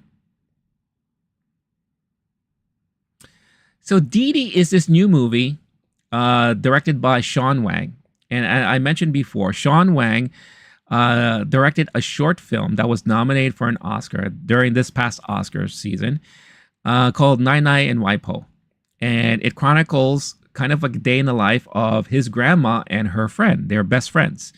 And it's a very sweet story. You could see it on Disney Plus now if you want to check it out. So DiDi is basically, I guess, his directorial debut, feature film debut. And the story follows, it's a coming of age story, and it follows this kid, Chris, where, he's in grade school, he's in junior high, making his way to high school. And just like any coming of age story, he's trying to find his identity. He's trying to figure out who he is, where he fits in, who his friends are. He's dealing with puberty, and he's also dealing, because this is in the late 2000s, with the increasing popularity of social media because of MySpace and the introduction of Facebook and YouTube being the first thing. And one thing that he is passionate about is taking videos, recording videos. He eventually becomes a filmmaker for skateboarding, which has a weird twist in it when you watch the movie. And you also kind of see his relationships that he has with his sister and his mom. And Sean Wang decided to get his own grandma back in the mix. And his grandma is even featured in this film as well as the grandma to Chris there. What makes this... What's going on, Jaden? I see you in the chat. How you doing? Star-Lord also saying, I saw Twister in elementary school. The teacher didn't know it had profanity in it, but she wasn't paying attention. I said, whoa, he cursed, and a classmate whispered, shut the fuck up. That's pretty funny. I love that. That's a great story. So you have basically, and sorry, there's someone else in the chat in the vertical stream speaking a different language. I can't read that. I'm sorry. But I thank you for your comments. Hopefully they're not anything derogatory, because if they are, well, I'm not going to be very happy. But anyways, so the one thing that's very unique about this movie, just like a lot of coming of age films. So when I grew up, the coming of age movies that I've watched were Stand By Me, The Breakfast Club, right? If you fast forward, and there's so many different coming of age stories out there, especially in film. A lot of people probably remember the movie Kids, which is a little darker coming of age story, and deals more with like teenagers, right? American Pie. You also have Superbad. A lot of people of maybe a younger generation will remember that and consider that as their coming of age film that they watched. Mid-90s, the A24 movie that Seth Rogen directed, kind of based off of his own experience. There's a lot of these coming of age films, and all of them are done equally well. But the one thing, as someone like myself, growing up watching these movies, will recognize immediately is that there's no Asian representation. The majority of these stories are centered around white people, right? Maybe a sprinkling of black people in there, right? But that's basically it, right? An Asian will be in the movie as a very, very side extra. An Indian will be in the movie as a very, very side extra. But as a main character, as a main cast, no Asian representation. What I love about this film is that now this is a movie, coming of age film, that is from an Asian point of view, right? So if you are like me, I'm part Asian, or if you're full Asian, there are a lot of things here that you can relate to. The family dynamic, single mom raising 2 kids, but not single, not by divorce, single because husband is back in Taiwan working and supporting the family from there, right? Mom is a creative, failed at being a creative. Son now wants to be a creative, but he's always being compared to the mom's friends' sons or the mom's friends' children. Oh, this person's going to this college and this person's doing this well, blah, blah, blah. What about Chris? Oh, he just likes making videos. Oh, okay. Well, maybe he could be a director, like Ang Lee. They bring up Ang Lee because Ang Lee was a big name at the time, and all that. The sibling rivalry he has with his sister, the older sister who's now on her way to college. But you could tell Chris, in a way, looks up to her, steals her clothes because he wants to look cool like she looks, and all those things like that. The close-knit relationship he has with the grandma, very loving relationship that they have back and forth there. And it's the grandma, this is the mom on the dad's side. So it's not even the mom's mom. So, of course, in the family dynamic, especially in an Asian household, there's a lot of butting of heads and all that. And to top it all off, you have Chris still trying to figure himself out, going through puberty, growing up. Everything is being put on the internet with MySpace, with your My Pages and your top 8s and all those things.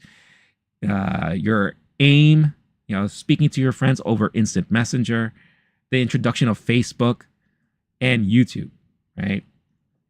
And what Sean did was a brilliant, he had the ability to really recreate a lot of these moments that a lot of us remember. Now, I was not Chris's age in the late 2000s. I was already in my 20s around that time.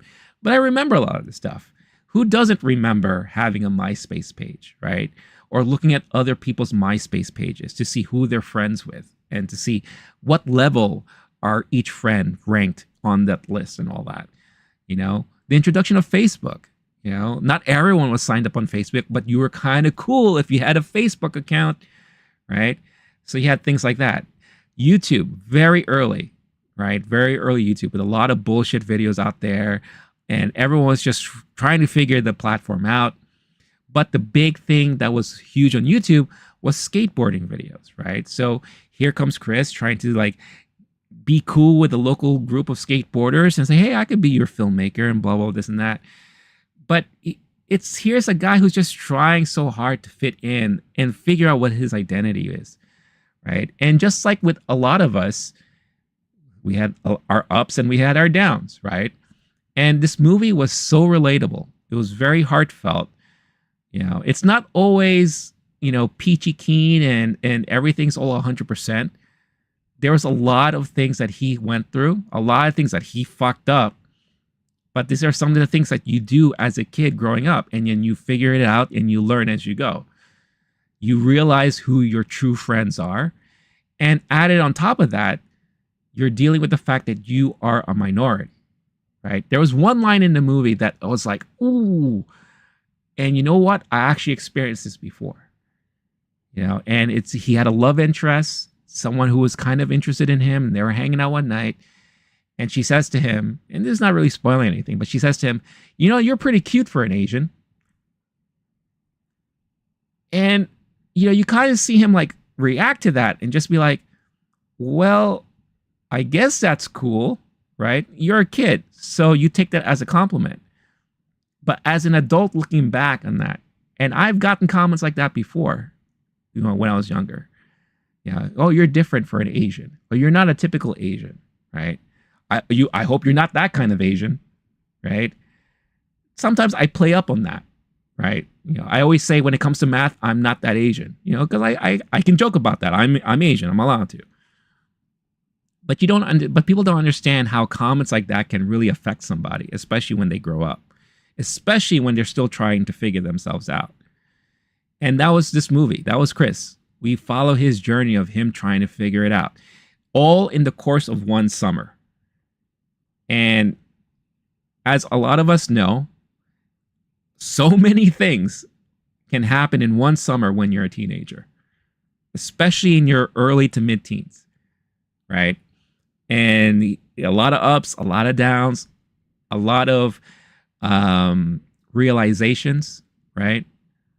A lot of fighting, especially with the mom figure, who is portrayed by the very famous Joan Chen. She's probably the most, I guess, highly regarded and well-known actor in this film. But everyone did a really great job. Isaac Wang, who plays the main character of Chris, this is his first time acting, and you couldn't tell. He did a great job in this. And I thought the movie, again, very heartfelt, very relatable, and very hilarious. There was a lot of funny moments all throughout the film. And it is very refreshing to see a coming-of-age story like this in a period of time that we don't really see a lot of, coverage on. The early days of YouTube, how that affects a teenager growing up at that time. The early days of social media, the budding years of social media, to see where it goes from there. Look where we are now with social media and a lot of the positive and negatives that involves social media today, right? So we get to see how it affects kids around that time, very, especially during an influential period of a child's life growing up. So it was a very well done movie, and you could tell it was also very personal. Sean did a nice Q&A after my screening, and he talked about, and a question was asked, like, it seems like a lot of this stuff may have been from personal experience. And he said, yeah, some of it was. Some of it he took liberty in creating stories around ideas. But you can tell that there was a lot of stuff that it was himself speaking up about his experiences growing up and all that. And I thought it was very well done. And I think this may end up becoming one of my favorite movies of the year so far, to date. I said Inside Out 2 is up there, maybe top 5 for me right now. DiDi is going to be in my top 5, I think, by the end of the year. I gave it a 5 out of 5 stars on Letterboxd. I gave it a heart, of course. And I can't recommend this movie enough. It is just a very well done coming of age story. And I feel like we don't get that enough. We get so many different stories of kids and all those things like that. But when I think of the pantheon of coming of age films, if I'm using that word correctly, I hope. But when I think of like the all-time best coming of age films out there, right? I think DiDi deserves to be in that group. When you have your Stand By Me's, your Sandlots, your Breakfast Clubs, right? You would even say, excuse me, sorry. You would even say movies like maybe Pretty in Pink. And then, maybe Ferris Bueller. Other coming of age films, like I mentioned before, Kids, mid-90s, American Pie, Superbad. Whatever grouping of these best coming of age films that you have, DiDi deserves to be in that spot, deserves to be in that group and in that conversation with what are the best coming of age films that you've ever seen and you've ever watched in your life. So yeah, so I love this movie. I think it was very well done. And like I said, when it comes out next week, I think it's going to release limitedly next week in theaters.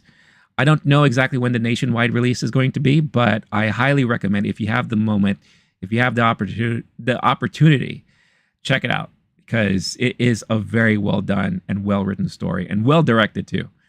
And it really, really put you back in that time period of the late 2000s. It takes place in California, but even though it's in California, no matter where you grew up at around that time, there's a lot of similarities that I'm sure you could all relate to. So, yeah, it was very highly regarded at Sundance this year too. I believe it won. Let's see, it won two. Let's see, it won 2 awards at Sundance this past year. It won. Let's see, I want to pull it up right here. At Sundance, it won Best Ensemble and Best U.S. Dramatic Film of the festival at Sundance. And it was nominated, the director was nominated for overall dramatic film. So yeah, so I really, really can't wait for more and more people to watch this movie because it's so well done. And I really, really, really appreciated it. And I think I'm going to do a separate review on the channel for it because I think it needs that attention. It deserves that type of attention. So stay tuned to the channel if you want to see my special video on DiDi. My special review, I should say. All right, going back to the chat right now, Starlord, MySpace was fun in the early 2000s. Profiles was way bigger than YouTube. Absolutely. Remember when you could customize your profile, add your own music to it, background wallpaper, all that stuff? Yeah, Tom. Tom was everyone's friend. Star said he thinks he chatted with one of the founders of YouTube. Well, that's awesome. How did that happen? Jester saying unrelated, but did I see the official trailer for Beetlejuice 2? I know they just released another one. I didn't have a chance to see it yet, but I'm planning to do kind of like a compilation trailer reaction to all the recent trailers that came out in the last week or two. And I plan to upload that on the channel over the weekend. So stay tuned. I haven't seen it. Uh-oh. But Starlord has seen it. And he said, honestly, he is not excited for Beetlejuice. But you were before. What happened? What changed, Starlord? You were super hyped on Beetlejuice before. What happened? Did you not like something that you saw in this new trailer?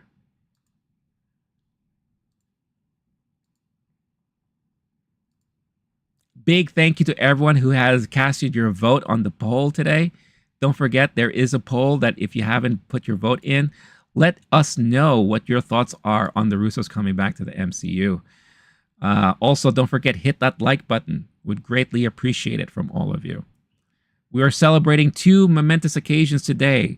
Arnold in the vertical chat getting a new contract and a raise at his job, and Clone Wars for Life hitting 200 followers and being invited to join a new group for his martial arts performances. So that's awesome. Awesome stuff across the board.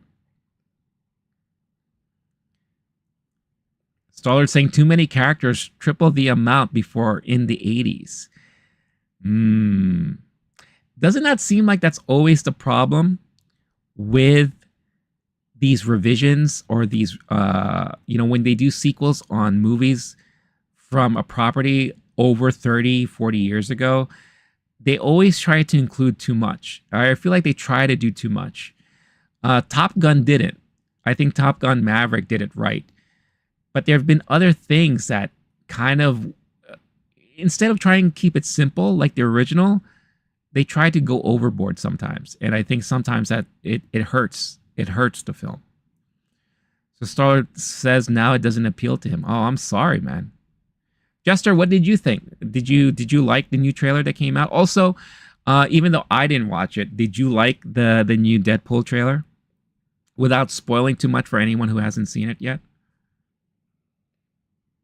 I'm curious to hear what your thoughts are here. Jester said they liked it. Okay, cool. I mean, I'm looking forward to the movie. I really am. But I will say that when I saw, not this new trailer, but the trailer before that, when I saw that trailer hit, I was cautiously optimistic. I know Star-Lord was very, very super hyped and super excited for it at one point. And that's why I'm actually genuinely surprised that he's not excited anymore for it. So that sucks. I'm sorry. Jester said that he liked both trailers. All right, cool. As long as you like it, then that's awesome.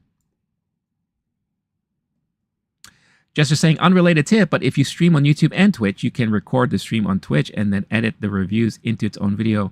It's a good way to get subscribers and videos on your channel. Yeah, I know. So I don't dual stream on Twitch right now. Twitch is not the platform for me. I used to. When I first started doing stuff online, Twitch, for my first year, I was on Twitch. And I was, I got into the program there, and I got 1,000 followers and on all that stuff. But I realized that it was not the right platform for me.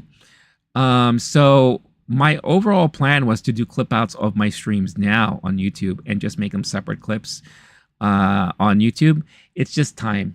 I'll be honest, my time has been so all over the place lately. It's just I haven't been able to do it. So, but I appreciate the tip. It's something I've definitely been keeping in mind for the last couple of months. It's just time sucks sometimes. And like I said, I have a lot of stuff happening behind the scenes. So I'm hoping in the next 2 months when things clear up that I'm going to be able to get back to a lot of the things I've been wanting to do. So I appreciate the tip there, Jester. I really do. Started to say, I'm sure it's going to be good, but the more I see, the more I'm not interested. See, that's one of the downsides of trailers too, right? And Clone Wars saying that he's very excited for the new Beetlejuice movie. I'm just very... One of the things about trailers is that they could either make or break movies sometimes, right? And I went on a rant earlier in the stream about them revealing too much in trailers, like Deadpool and Wolverine.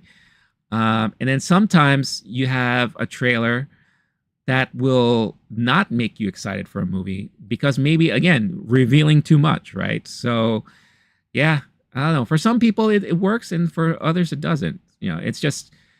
It's an interesting thing how marketing works.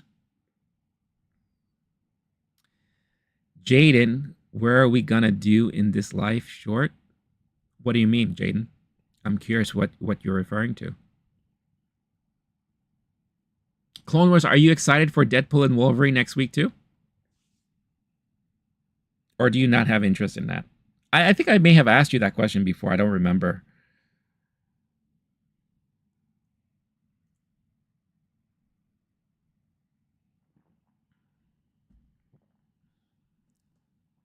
Clone Wars is very excited for next week.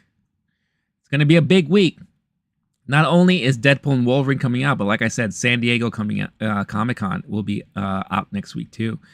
So a lot of news is going to drop, a lot of hype over Deadpool and Wolverine. It's going to be a crazy ass week. What are we going to do in this short? Jaden, I don't know if you've been watching, but I've been doing a lot so far. I talked about, or I ranted about Deadpool and Wolverine, the latest trailer. I unboxed this latest game I picked up yesterday. I talked about the Russo brothers and them potentially coming back to the MCU. I just did my review on DiDi, the movie, coming out soon. And in a little bit, I'm going to be talking about the new Twisters movie that I had a chance to watch last night. So I've been doing a lot. If you think that's not enough, I don't know what to tell you. Plus, I also enjoy having conversations with people watching. What are they? I like to hear what your thoughts are on things. What are you all excited about? Oh, and the new season of Cobra Kai just launched, right? At least part 1 of 3, right? So I know what I'm going to be watching this weekend. I can't wait to check out what's happening in this new season of Cobra Kai. So on Monday's stream, I will be talking about box office, as I always do every Monday. Then I will be talking about the latest episode of House of the Dragon. And then I'm going to be talking about, because I think by then I should have already finished all the episodes in part 1 of this new season, the final season of Cobra Kai. So I'll be talking about all of that. So yeah, if you're interested in hearing my thoughts on all those things, come back on Monday. So about the founder of YouTube, it was a reply I got on the very first video ever made involving the actual founder. Oh, interesting. Okay. That's awesome.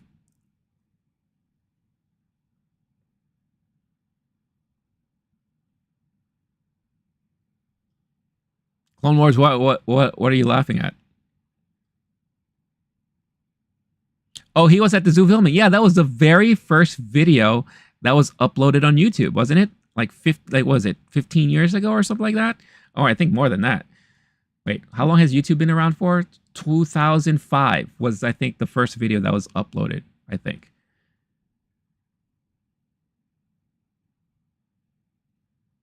Y'all remember when YouTube videos were only like under a minute or like under 3 minutes or 5 minutes or something like that? Like they did not allow long form videos to be posted on YouTube. And it's kind of funny how you look at it now. We've come full circle where now YouTube just, it seems like they push a lot of the shorts format now, right? So very interesting. Jason, no need to apologize. I guess you just didn't know, or maybe you weren't watching the whole stream. What's going on, Elwood? I like that name, Elwood Pumpkin. Are you related to David Pumpkins?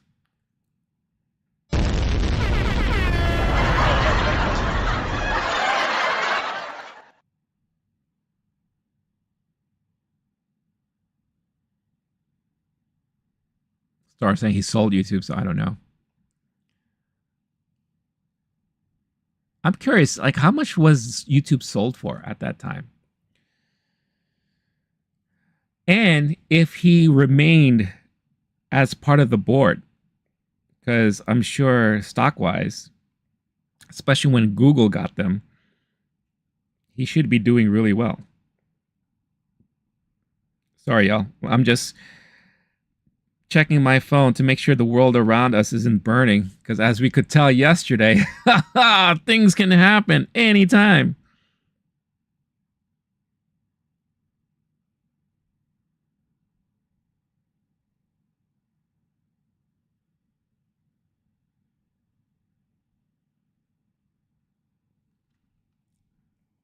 Elwood, Blues Brothers and Pulp Fiction. So Elwood is the name from Blues Brothers. I recognize that. Pumpkin from... Oh, I know exact... Oh, dude. Bravo. Bravo. All right, I didn't mean to hit that button twice. But bravo. Bravo on that name. I finally put it together. Such a great opening scene in a movie at the diner. That one clip of the ending of that conversation between the two before he stands up and holds up the diner, that used to be, I used to have that as my voicemail message way back in the day. This is going back to like 1998. I used to have that as my my voicemail message. And Blues Brothers is such a classic movie too. To this day, I always think about that car chase happening through the mall. Dun dun dun dun dun dun dun dun dun dun dun dun dun. So much fun. Such a great scene. Yeah, Starlord. Let's just say he got a lot of dollars. Yes, he got a lot of moolah for selling off YouTube there. So good on him. Good on him.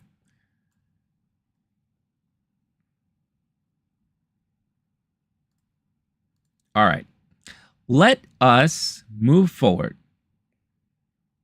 and let's talk about this new Twisters movie. Now, don't worry. I'm not going to give out any spoilers or anything like that. I'm going to give a spoiler-free review and thoughts on the movie itself. But one thing I have to mention, so this movie is directed by Lee Isaac Chung. So it kind of just happened organically that two movies that I saw this week, new movies, are both directed by Asian directors. And I think, you know, it's fantastic. It's amazing when I think about it. But Lee Isaac Chung, this is his follow-up movie to his movie Minari that he directed.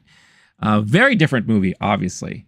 But what makes it interesting is that Lee Isaac Chung is from the Midwest, right? Minari is a story, basically almost like a biopic about himself, having his family move from Korea to the Midwest to basically create his own farm. And I'll never forget that one particular scene in Minari when there was a threat of a tornado coming. and kind of like that tension that he created within the family of whether or not they should stay or leave or wait for what's going to happen.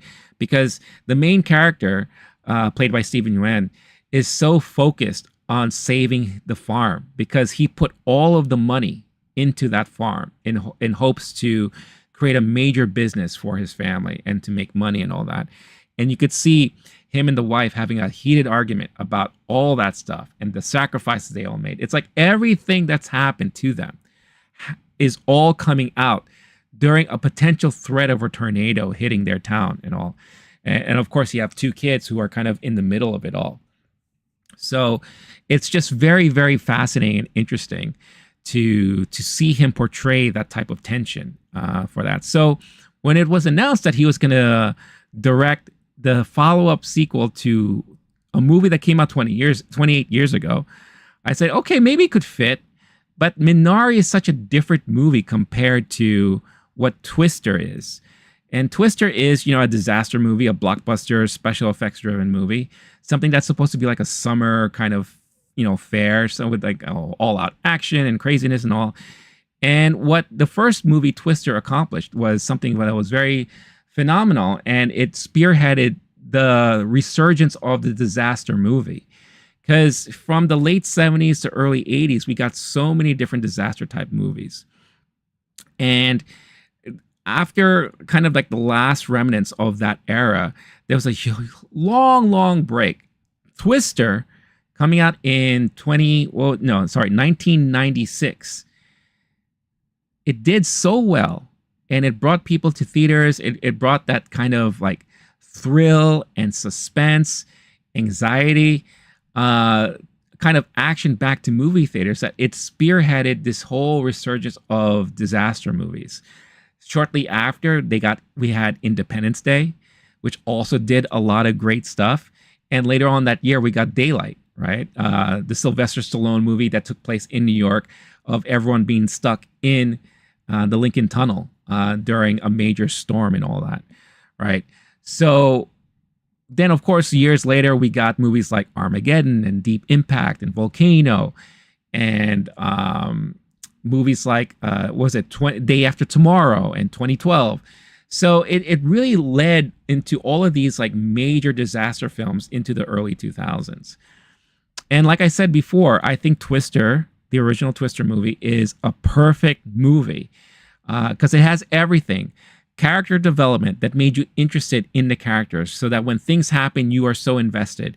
A very compelling and interesting two lead characters that you can see that there's a history there and one is traumatized by a certain event. There's like cause and effect, experience something that led them to do something later on in their lives to try to like figure that stuff out and save other people. And then you have someone who's trying to get away from that and then being sucked back into it and then rekindling a friendship and relationship and all of this stuff. And the stakes get higher and higher and higher as you further go into like throughout the movie, and for an audience that may not know anything about tornadoes and how they track tornadoes and the science behind tornadoes, they were able to explain it in a very simple manner to you. We learned about how they measure tornadoes and why the impact, how the impact is measured and blah, blah, blah, this and that. So at the end of the day, when you were done watching the movie, you felt like you knew and understood everything that happened. And again, got you so invested in it, right? Another great thing about the original movie, too, that we don't really see a lot of. And yes, Star-Lord, you definitely get sucked in the suck zone. I'm gonna come.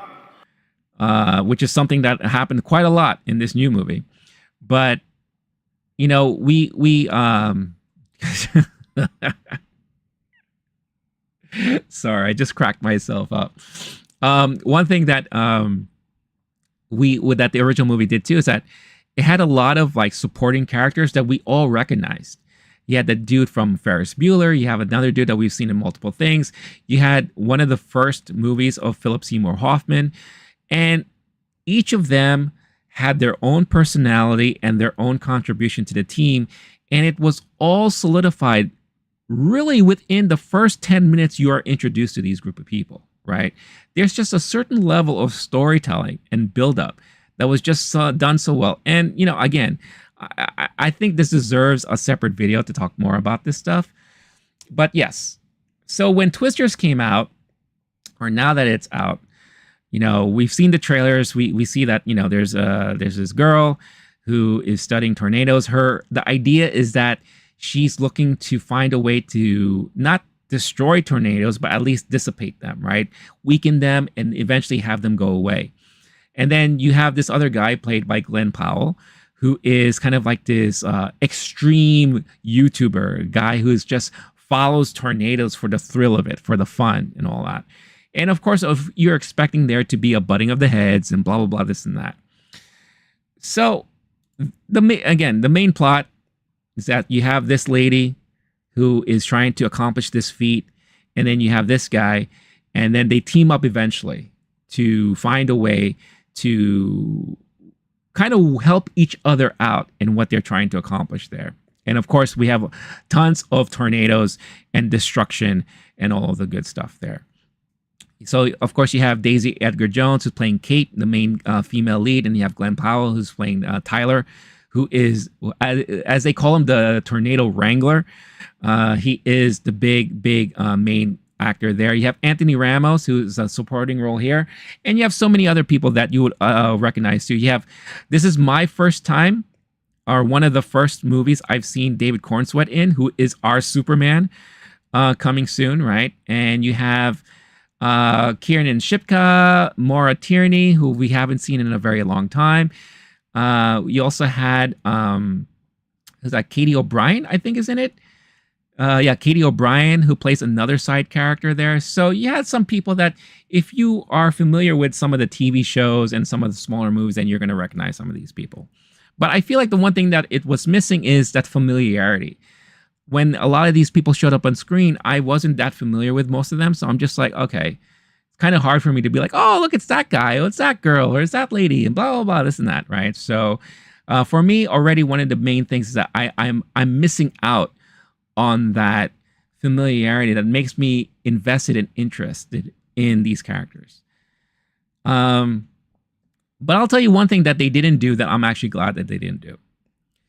They didn't try to force any ways to connect this movie to the original Twister movie. The only real connection that you get is that in the beginning of the movie, and you've seen this in the trailer, the girl, Kate, is that her name? Is that what I said? Yeah, Kate uses Dorothy, the same thing that was invented in the original Twister movie by Joe and Bill Paxton's character, as part of their study. So they know Dorothy. It's Dorothy 4. So the last one that actually worked at the end of Twister, they had that contraction with them, and they were using it for their science studies, right? That is the only connection in the entire movie that connects that to the original Twister movie. The only thing. And I applaud them for that. I applaud them to not force feed us and force it down our throats that, oh, remember what happened 28 years ago? Because they could have easily done something where, oh, guess what? Big surprise. Kate is the daughter of Bill Paxton and you know, what's her face? You know, like, she's the daughter. And now she's taken over the mantle of studying tornadoes, right? But they didn't do that. I thought they were. And they did this really funny thing, is that when she finally goes back home after a long time, her mom was coming out. She's all in the shadows. And then when she shows up, oh, it's just Maura Tierney, who we haven't seen in a while. You know, it wasn't like a big surprise, like, oh, hey, it's Joe from the first movie, right? Yeah, there was like no connections. You didn't, unfortunately, Bill Paxton has passed away. So you didn't see pictures of Bill Paxton around the rooms or anything like that. Yeah, Bill and what's her face? I'm sorry. I totally forgot her name. I'm telling you, it sucks to get old, man, because you forget so easily. Helen Hunt. I knew it was Helen something. Sorry. Yeah, but you didn't see Helen show up, or anything like that. And again, I applaud them for that. I applaud them for not trying to force a connection to the original movie. Now, they paid homages to the original movie. You know, what Kate, the main character, she kind of wears like a Joe-like clothing with her wife beater and her like beige pants. So you could kind of say like, oh, you know what? That's kind of like, she looks kind of like Helen Hunt's character a little bit, you know, kind of nice homage there. Everything takes place in Oklahoma, right? You know, so, you know, they're in the same location where the original movie took place, but they didn't go back to Wichita like in the events in the first movie. You know, they did similar kind of moments where, well, instead of a drive-in, they were at another location. I won't spoil it for you. You know, where a major thing happened, right? And everyone had to run for cover and all that stuff. You know, there was a movie theater involved, so they did something like that. You know, but the whole movie basically is paced and done in a way where cause and effect. In the very beginning of the movie, there's a traumatizing event that happens that forces this main character to not want to have to do that stuff anymore. Then she's coaxed back into it to try to help out a friend of hers and all those things. Then she finds the love and passion to want to do this again, mainly because she so wants to help people. Again, in, you know, improving on the advanced warning systems, getting people like early warnings for all that, and maybe finding a way to dissipate something that's so big that they can't control anymore, right? And then you throw in there kind of like the hotshot guy. If you remember in the original movie, Cary Elwes was like kind of like that hotshot scientist who had all the money and all the backing and all those things. And he felt like his shit don't stink. Except this guy, he's all about the YouTubes, right? He's all about the videos and the extreme. So in a way, you know, Glenn Powell's character is like a Dustin or Dusty, you know, kind of character combined with like Cary Elwes' character. And he's all about the thrill of it. And his group of, you know, people that follow him, they're not scientists. They're not like PhD people. They're all about, oh, extreme, dude. We're going to show and we're going to go into this twister. And oh my God, we got our drones up in the air and we're going to try to like launch fireworks into this tornado and blah, blah, blah, this and that. Right. And of course, you know, she's looking at him like he's nuts, and you know he's calling her, "Hey, city girl, you know you don't know what you're talking about." Oh, wait, you kind of know what you're talking about. Blah blah blah, this and that. And they find a way to work together, and guess what? They find a way to have a budding romance between the two. You know why? Because it's Glenn Powell. How can you not? He is so dreamy. And everything he does, you know, he's just like, how can you not be attracted to this guy and all this stuff like that? So not only do you have a disaster film, but it's like a romantic disaster film because, you know, they you could tell there's like a budding romance in there and all those things like that. So with all that being said, I'll say this. I thought the movie was thoroughly entertaining. Is it easily compared to the original movie? Not at all. You could tell really quickly how so many things have changed from the original movie to now. Even the science involved with things, right? For a director like Lee Isaac Chung, whose previous movie was so centered on character building and focusing on these, you know, this family, and feeling that he has a great kind of take on that, I did find it hard to relate to a lot of these characters that we were introduced to. I didn't find any connection to most of them. I do feel like there was a main focus on just three main characters, and that is Daisy Edgar Jones, Glenn Powell, and even to a certain extent, Anthony Ramos, right? Everyone else that we were introduced to, I couldn't tell you their names, nor would I say I even give a shit about any of them. I can't say that for the original movie because I feel like in the original movie, I loved so many of those people there. I loved Dusty. I loved the map guys. I don't know their names, but I know what they did. I loved the aunt, the grandma in Wichita, who they had to save. Even to a certain extent, I really liked Cary Elwes and kind of like, you know, they always have to have that antagonist that's against these guys, right? You know, I love that guy. I love his partner to drive in the car. It's like, hey, they wouldn't put us into any harm. Maybe we should help them out. There was a similar character here. David Cornsweet plays a very similar character that is more of like a Carrie Elwes, right, in this film. So you do see kind of similarities with certain personalities. But at the end of the day, I didn't feel as connected to these people like I did in the original movie. What I will say is that Lee Isaac was able to really capture those intense, thrilling, anxiety-ridden moments whenever there was a major tornado around. And, you know, the original movie, it was one of those movies around the 90s that was known for their visual effects, for accomplishing a lot of things visual effects-wise for the very first time. Here, obviously, we are miles and miles ahead of VFX technology, and it allows them to show the tornado more, which in a way kind of takes a lot of the mystery and suspense away from it. But he found a way to kind of meld the two, where you see the threatening thing coming at you, right? And you could see the destructions causing and this and that. And that's where the intensity, you know, starts coming in.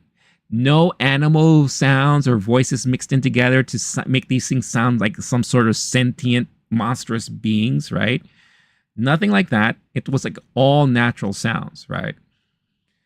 But the moments where we are now in just a kind of enclosed area, whether they were under an overpass, inside a car, inside a movie theater, or in a swimming pool that has been vacated, he was able to capture those intense, anxiety-ridden moments that really, I found myself gripping at the side of my seats because I was just like, oh my God, like this is so intense right now. And the way that they did the sounds, the way that they did all these things around, you know, it was just very, very interesting altogether. And if there's one thing to praise this movie on, it's to praise it on those moments of intensity and anxiety, you know, the thrilling moments. Everything else outside of that, in between that, were very 50-50 to me. Not saying that it's a bad movie. I'm just saying that it didn't capture me the same way the original movie did. And it's not supposed to. Again, they made it out, they went out of their way to make sure that there was no main ties and connections to the original movie, and they easily could have done that. So this movie really basically stands on its own. And for what it's worth, I thought it was a decent movie. I thought it was, you know. So I would give it, now the way I would rate it, that's a whole different story. Is this a movie that I would want to see again? Yes, but not right away. So I think because of that, I'm going to give it a 3 out of 5 stars. I will put a heart on Letterboxd for it because I did like it. But in my opinion, the original Twister movie was much better. And I'm trying my best not to compare the two. But what I got from the original movie, I didn't get too much here. And it's a different style of storytelling. He's no Jan de Bont, far from it, right? But I think for a follow-up to Minari, I thought this was a very decent job that he did. And I think a lot of people are going to enjoy this movie and get entertained. What's going on, Scottish Geek Guy? Nice to see you hang out for a bit. He said, howdy, folks. Just back from Twisters was pretty decent, probably 7 out of 10. Nice. I'm glad you enjoyed it. What was your most favorite moment or type of moments without spoiling anything for anybody? And then Starlord was saying, Bill, yeah, let her be her own character. Stop copying the others. And what's her face? It's the extreme. This ain't the 90s. Cut that out. He's no Dusty. I agree. I love the new fiance. The new fiance. She was freaking the fuck out. Oh, yeah. From the original movie. What was her name? What was the actress's name? Again, another actress, Jamie Gertz. Another actress that you were so familiar with in the 90s. Yeah. And she, again, another thing that made the original movie so great was that Jamie Gertz, her character, was us. She was the newcomer to all of this. So every time they had to explain to her what this was, was the meaning behind that. It helped us understand. So I felt like in this movie, they didn't have much of that. A lot of things scientifically they were talking about, I was kind of lost. So I felt like this was missing a bit of that. Clone Wars for Life is out. Clone Wars, have a wonderful rest of your day. I hope you have a great weekend, and I'll catch you next time, man.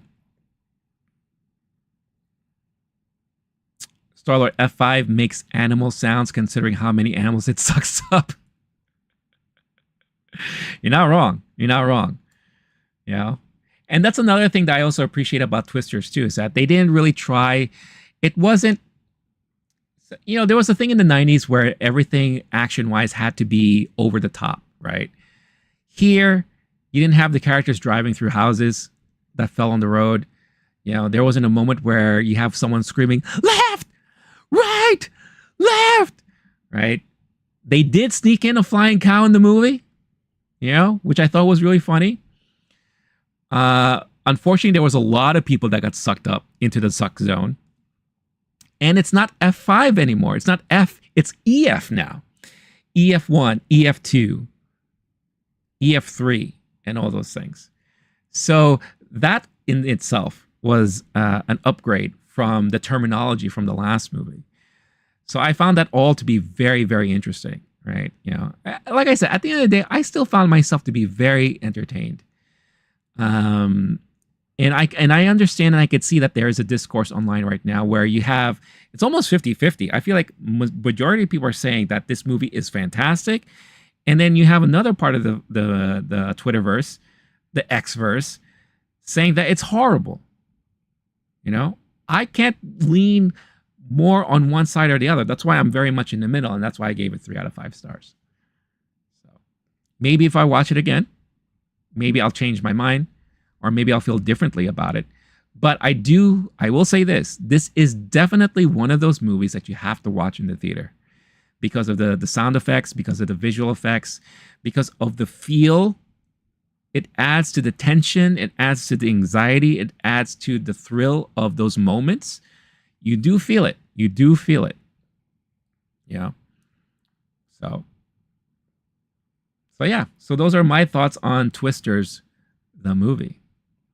Yes, I give it a 3 out of 5 FFs. Or EFs. I think I just had an aneurysm just now. But anyone who's watching here, are any of you guys interested in watching the new Twisters movie? What's your anticipation level like? Scottish Geek guy, if you're still around, let us know what were the best moments of the movie for you without spoiling anything. Also, don't forget, I do have a poll up on the chats. Let us know your thoughts, whether or not it's a good idea if the Russos come back to the Marvel Universe. And if you are watching live, also don't forget, please hit that like button. It would make everyone here watching extremely happy. So always appreciate everyone's support. And at the end of the stream, I will go over the last remaining results of the poll that we have up live right now. USA up all night.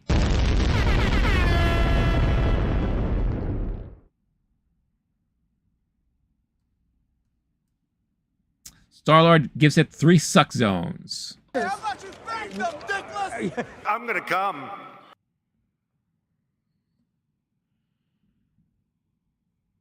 So I guess if I was certified Rotten Tomatoes, if I was a certified Rotten Tomatoes guy, my 3 out of 5 would make it 100% fresh. So there you go.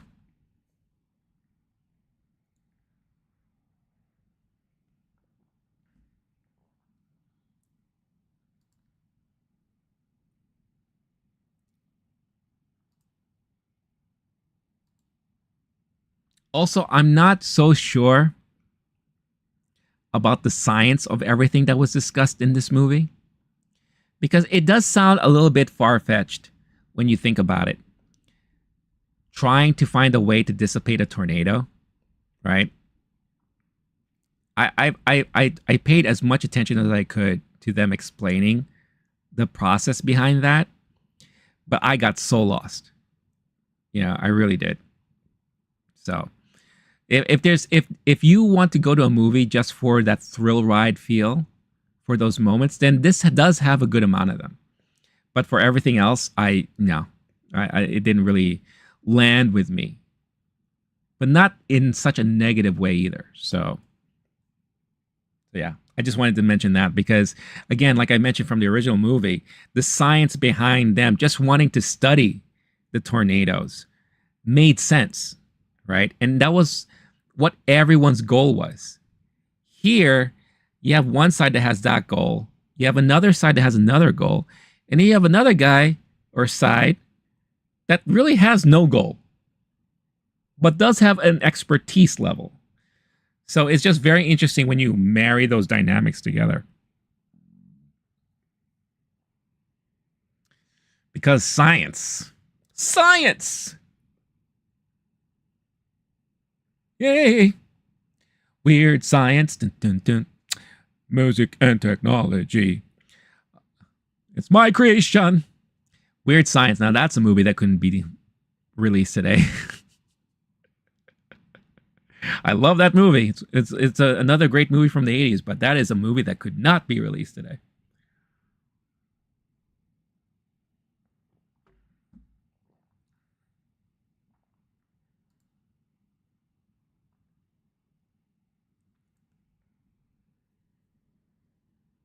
Starlord, you're about to watch Weird Science? If I were to have a top 10 list of my favorite movies from the 80s, I think Weird Science would be in that. I love Weird Science, man.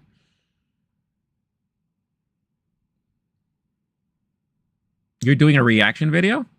Nice.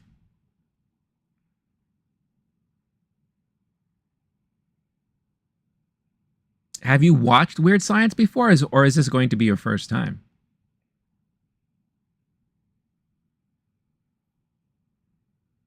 No. No. Oh, I'm confused. Sorry, I know there's like a delay in the chat, so maybe I'm missing some stuff. AKBs, thank you so much for taking care of some of those questionable folks.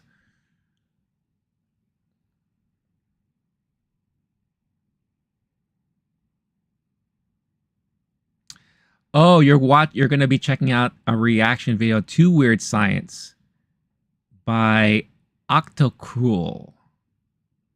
Channel Octocruel. Okay. What is it about the channel that you like?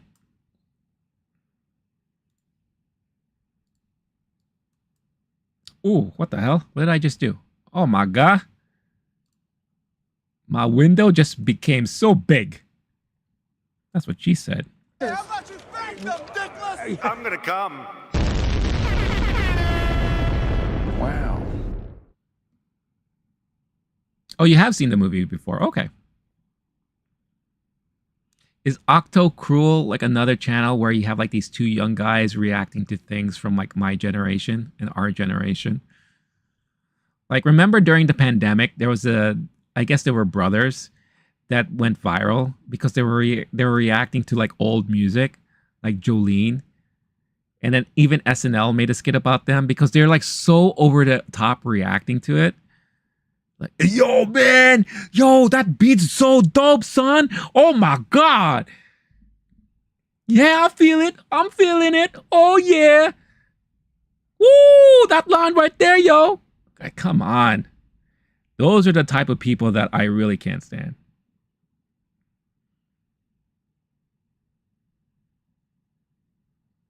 They are two brothers that react to movies and get hyped.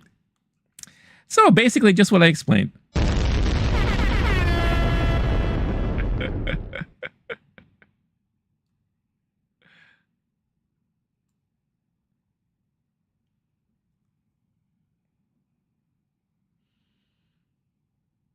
I guess I guess I'm just not that audience for those type of things. You're saying that they're funny though? Okay. Well, we shall see if I will check them out or not.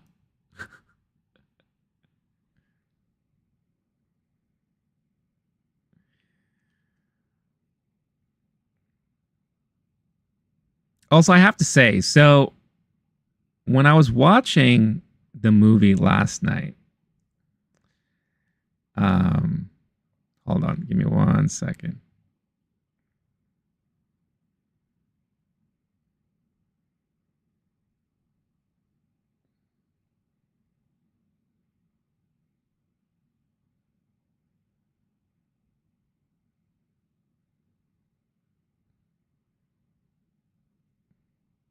Um, I saw another trailer for that new animated movie, Transformers One.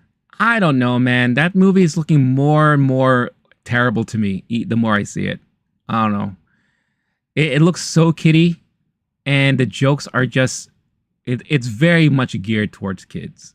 I think my interest level, Starlord, very much like your interest level in Beetlejuice, my interest level for Transformers One has just been.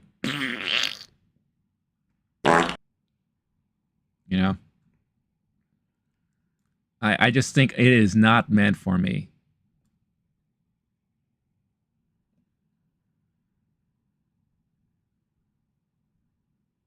Sorry, you're saying that they're smart people and they tell good jokes. All right. If I have a chance, I will try to check them out, which isn't always the case. All right, y'all. I'll be up here for another 10 minutes. So if there's anything else you'd love to talk about, let me know. Chime in. If you have any other comments or questions or thoughts on Twisters or Twister, let me know. And again, the main topic about the Russos. Should they come back to the Marvel Universe? Would love to hear your thoughts on it. Starlight saying, aw. I'm full of shit? How am I full of shit? Tell me. What do you mean? What do you mean? Yeah!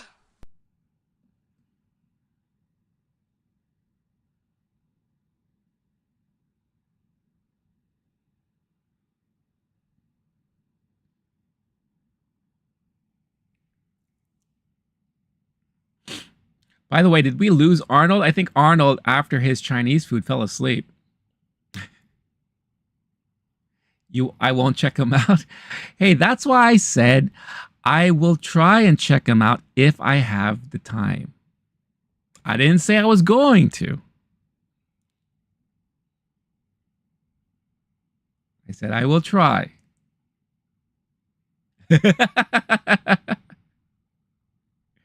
You're pointing me towards gold? Okay. I'll keep that in mind. Or how about this? Recommend one of their videos that you think I will enjoy. And that will be the video I'll check out. How about that? I'll make a deal with you, Star-Lord. How's that sound? I'm fair.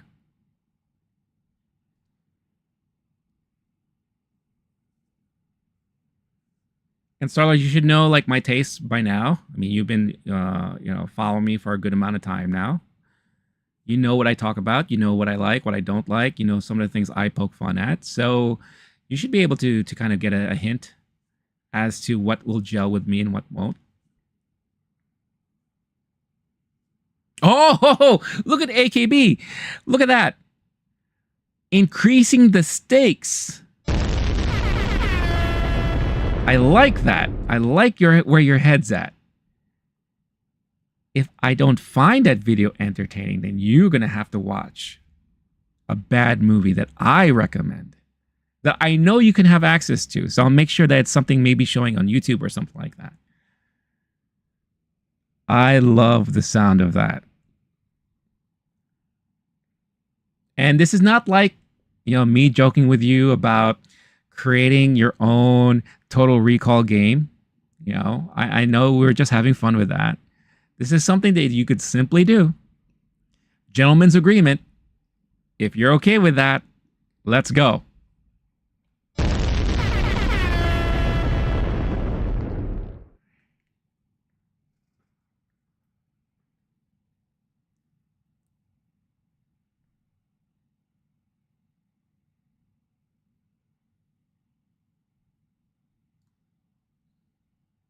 You're suggesting Weird Science, their latest video, but you haven't even seen it yet. So how do you know I will like it?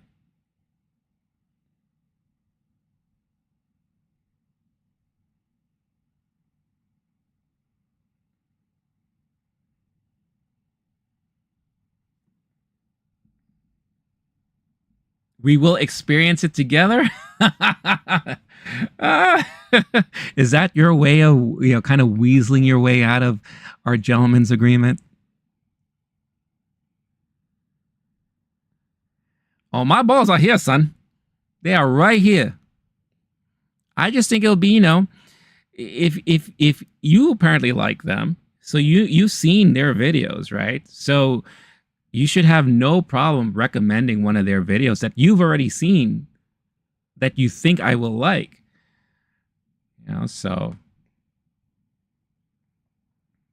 Jester saying, I wonder if I have a Discord server. I do. It's not really fleshed out yet, so to speak. So that's one of the things that I would love to work more on. Once I feel like it's more, I guess, organized and fleshed out, then I will allow people to join it and all that. So just so you know, Jester. But thank you for asking. Would people be, for people here that are watching, would people be more interested in a Discord server of mine to be a part of? Let me know in the chat if that's something that sounds interesting to you guys.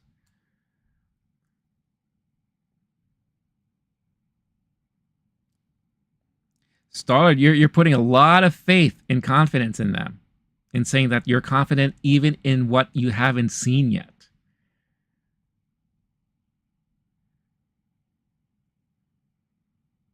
So how about this? You said you're going to watch their Weird Science video.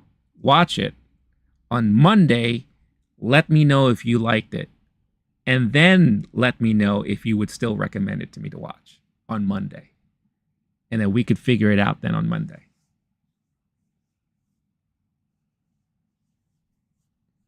Just saying, heck yeah, to a Discord server. Okay, awesome. That's good to know.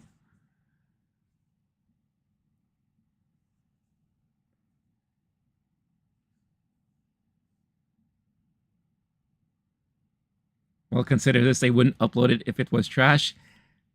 That argument is not... That's not a valid argument. There's a lot of people up there who thinks their stuff isn't trash and I think is trash. So that's not a very good argument.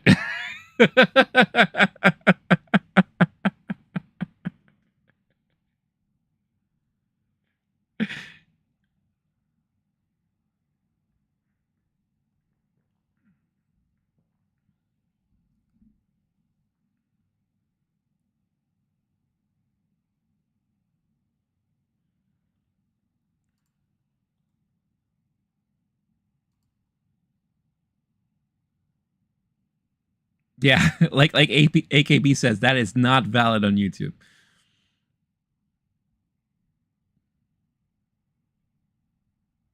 By the way, ladies and gentlemen, we are one subscriber away from 10,000.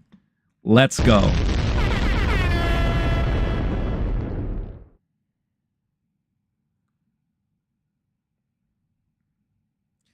No, trust me, go look at them. They are us, basically. Jester, gosh, editing YouTube videos is so boring. You want to be able to watch something in the background, but every 3 seconds, you're checking if the sound is right. Oh, absolutely. I know that feeling. Whenever I edit videos, I always have something in the background, but then I get upset because I'm like, I can't hear this thing. So I end up putting these on, even though I have something in the background. But then I end up not even knowing what's happening there.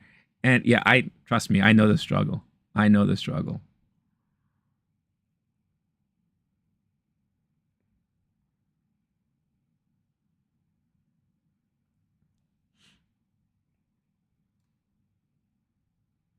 Well, here's a quick question for all of you guys. For a 10,000 subscriber celebration stream, what would you like me to do? I'm going to ask that question here, and then I'll ask it in a post on the channel too. How would you like us to celebrate that here as a community? Let me know. You want me to do like a 12-hour stream? You want me to do like a game night stream? Maybe, you know, maybe we could play some Jackbox games or trivia games or something like that. Something where everyone can be a part of. Let me know. I would be more than happy to do so. Did I hit it? Holy shit!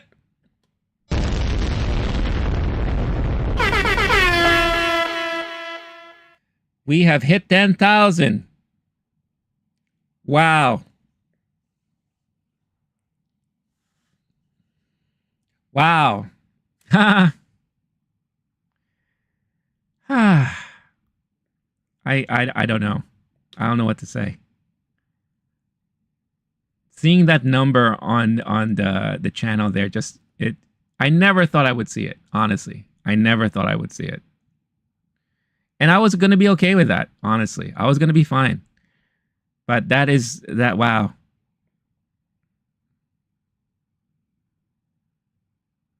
Wow. Yeah.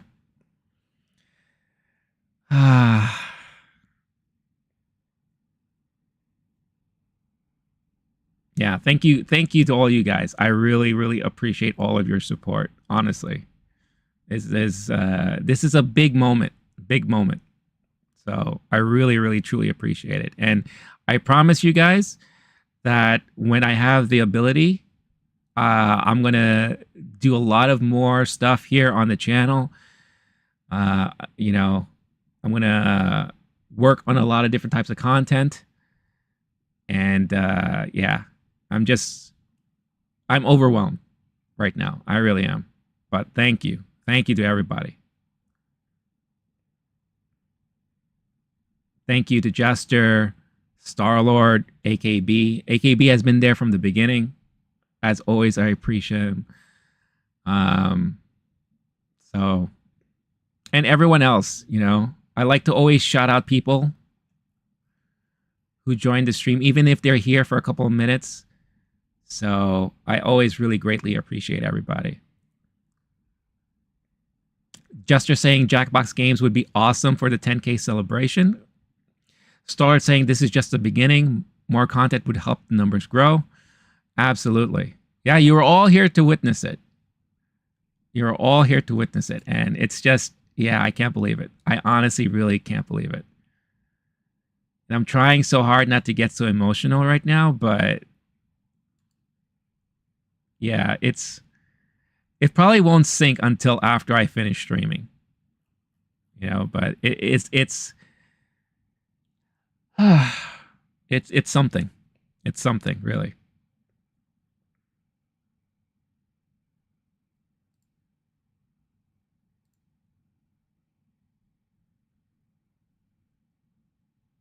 Yeah, I can't believe it.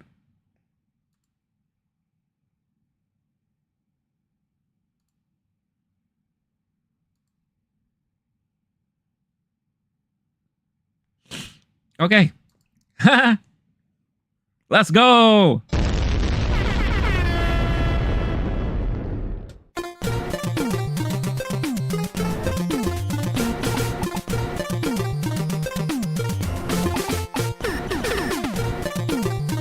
AKB saying, nice, Jackbox subscriber stream. Yeah, I think that would be a lot of fun.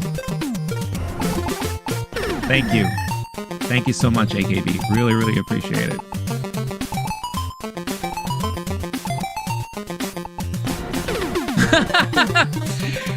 There you go. Look at that emoji. I love that. See, if you're a member of the channel, you can have access to those special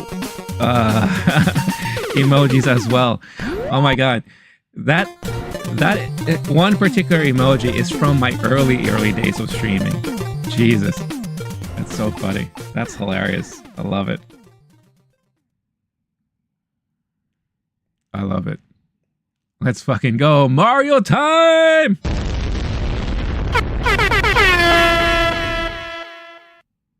Yeah!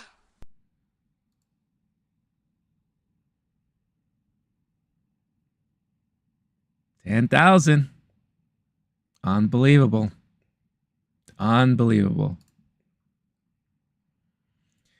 Whew. So yeah, so I'm gonna think of a great day to have a special celebration stream for this accomplishment. Obviously, I would love it for all of you guys to be a part of that.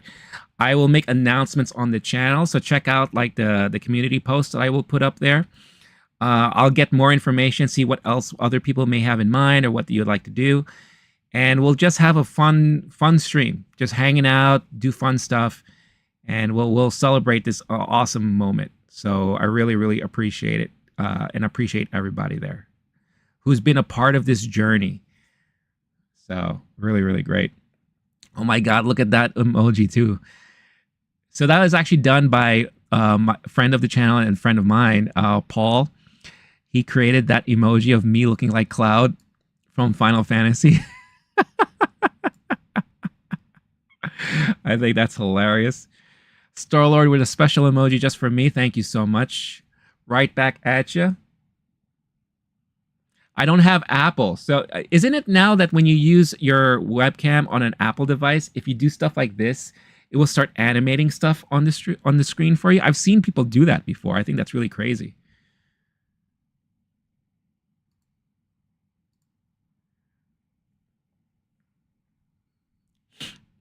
Also, Jester will find this interesting too. One of the things I plan to do for members and sometimes for just regular subscribers too, through Discord, I would love to have like movie nights. Maybe we'll have like a bad movie night where we could watch bad movies together as a group. So again, I don't have the bandwidth to organize that now, but I'm hoping that in the next couple of months when things clear up, that's one of the things I've been working on, like formulating ideas on. So I hope to have that going as well. So stay tuned. Of course, obviously, I will announce all of that stuff in the future.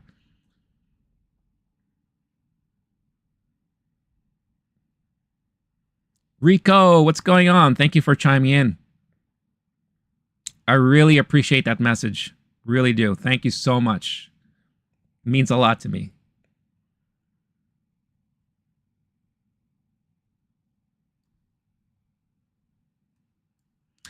All right.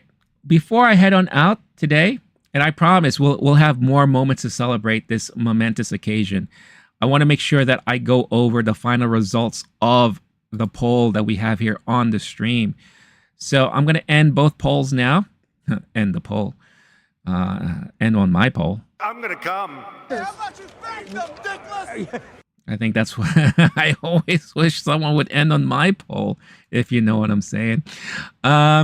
So to recap, the poll in the stream, in the chat, was I was asking all of you guys what you thought about the Russos coming back to the Marvel direct movies in the MCU.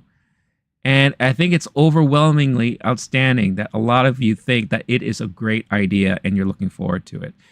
So on the vertical stream, the results out of 23 votes, 73% said yes, it's a good idea for the Russos to come back.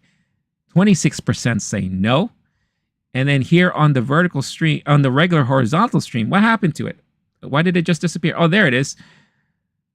Out of 7 votes, 71% say yes, 28% say no. It's very much equal, meaning it's the same results from both streams. So yeah, it looks like a lot of you are looking forward and would be open to having the Russos come back to the MCU. You know what? If it does come true, and if it comes into fruition, I just hope it works out well. I hope that they have their stories all lined up. I hope they have something exciting and fun and entertaining planned for us. And, you know, if it's any indication of what the Russos have done in the past, then I'm all for it. I'm open to it, you know. So we'll see what happens moving forward. But I think I'm going to end the stream now. I didn't realize it was already almost 6:30 and I have some things I need to do for the evening. But thank you again. I cannot thank you all enough for all of your support and just hanging out with me most of the time. You know, I look forward to these days when I get to stream. When I don't get to stream, I do get upset and I get disappointed. You know, and sometimes I kind of, you know, mention that in my post, you know, when I don't get to stream and all that, because maybe I'm sick or something, you know, personal comes up. So I really appreciate all the support. I appreciate all you guys hanging out, and I appreciate the community that we're growing here, and hopefully we could keep growing and growing and growing this community. So I hope all of you have a wonderful weekend. I will be back again on Monday talking about box office, House of the Dragon, and Cobra Kai, the final season, part 1. So we'll be talking about all those things. Star-Lord saying catching lightning in a bottle is easy for them because they have Thor. Yeah, I guess you could say that. Just keep Taika Waititi as far away from that as possible. But anyway, before I head on out, let's get weird. Watch Weird Science. I actually would love to just watch the movie. I'm not going to be watching that channel just yet because you haven't made that convincing of an argument yet. But we'll talk about that again on Monday. But again, huge shout out to Jester, Star-Lord, AKB, Scottish Geek Guy. As always, love him chiming in and checking out whenever he gets a chance. Then moving on to the vertical stream, Arnold, who I think fell asleep. But I hope he enjoyed his Chinese food. And again, congratulations on the new contract and the raise. Big shout out to Clone Wars, Elwood Pumpkin. Let's see who else. Scorched, as always, Geek Ledger. Huge shout out to them. I want to make sure I don't forget anyone else. Rules. I don't know what they were trying to say earlier, but Tommy, another person I love seeing. Kevin Davis, always appreciate him chiming in. Louisa G from Toronto from earlier. Just thank you, everyone who tuned in and hung out with us today on this stream, and really appreciate, again, everyone. So let's low-key geek assemble indeed. Let's go. So until next time, stay cool, stay classy, stay safe. I will catch all of you in the next one. Peace out, y'all. Bye-bye.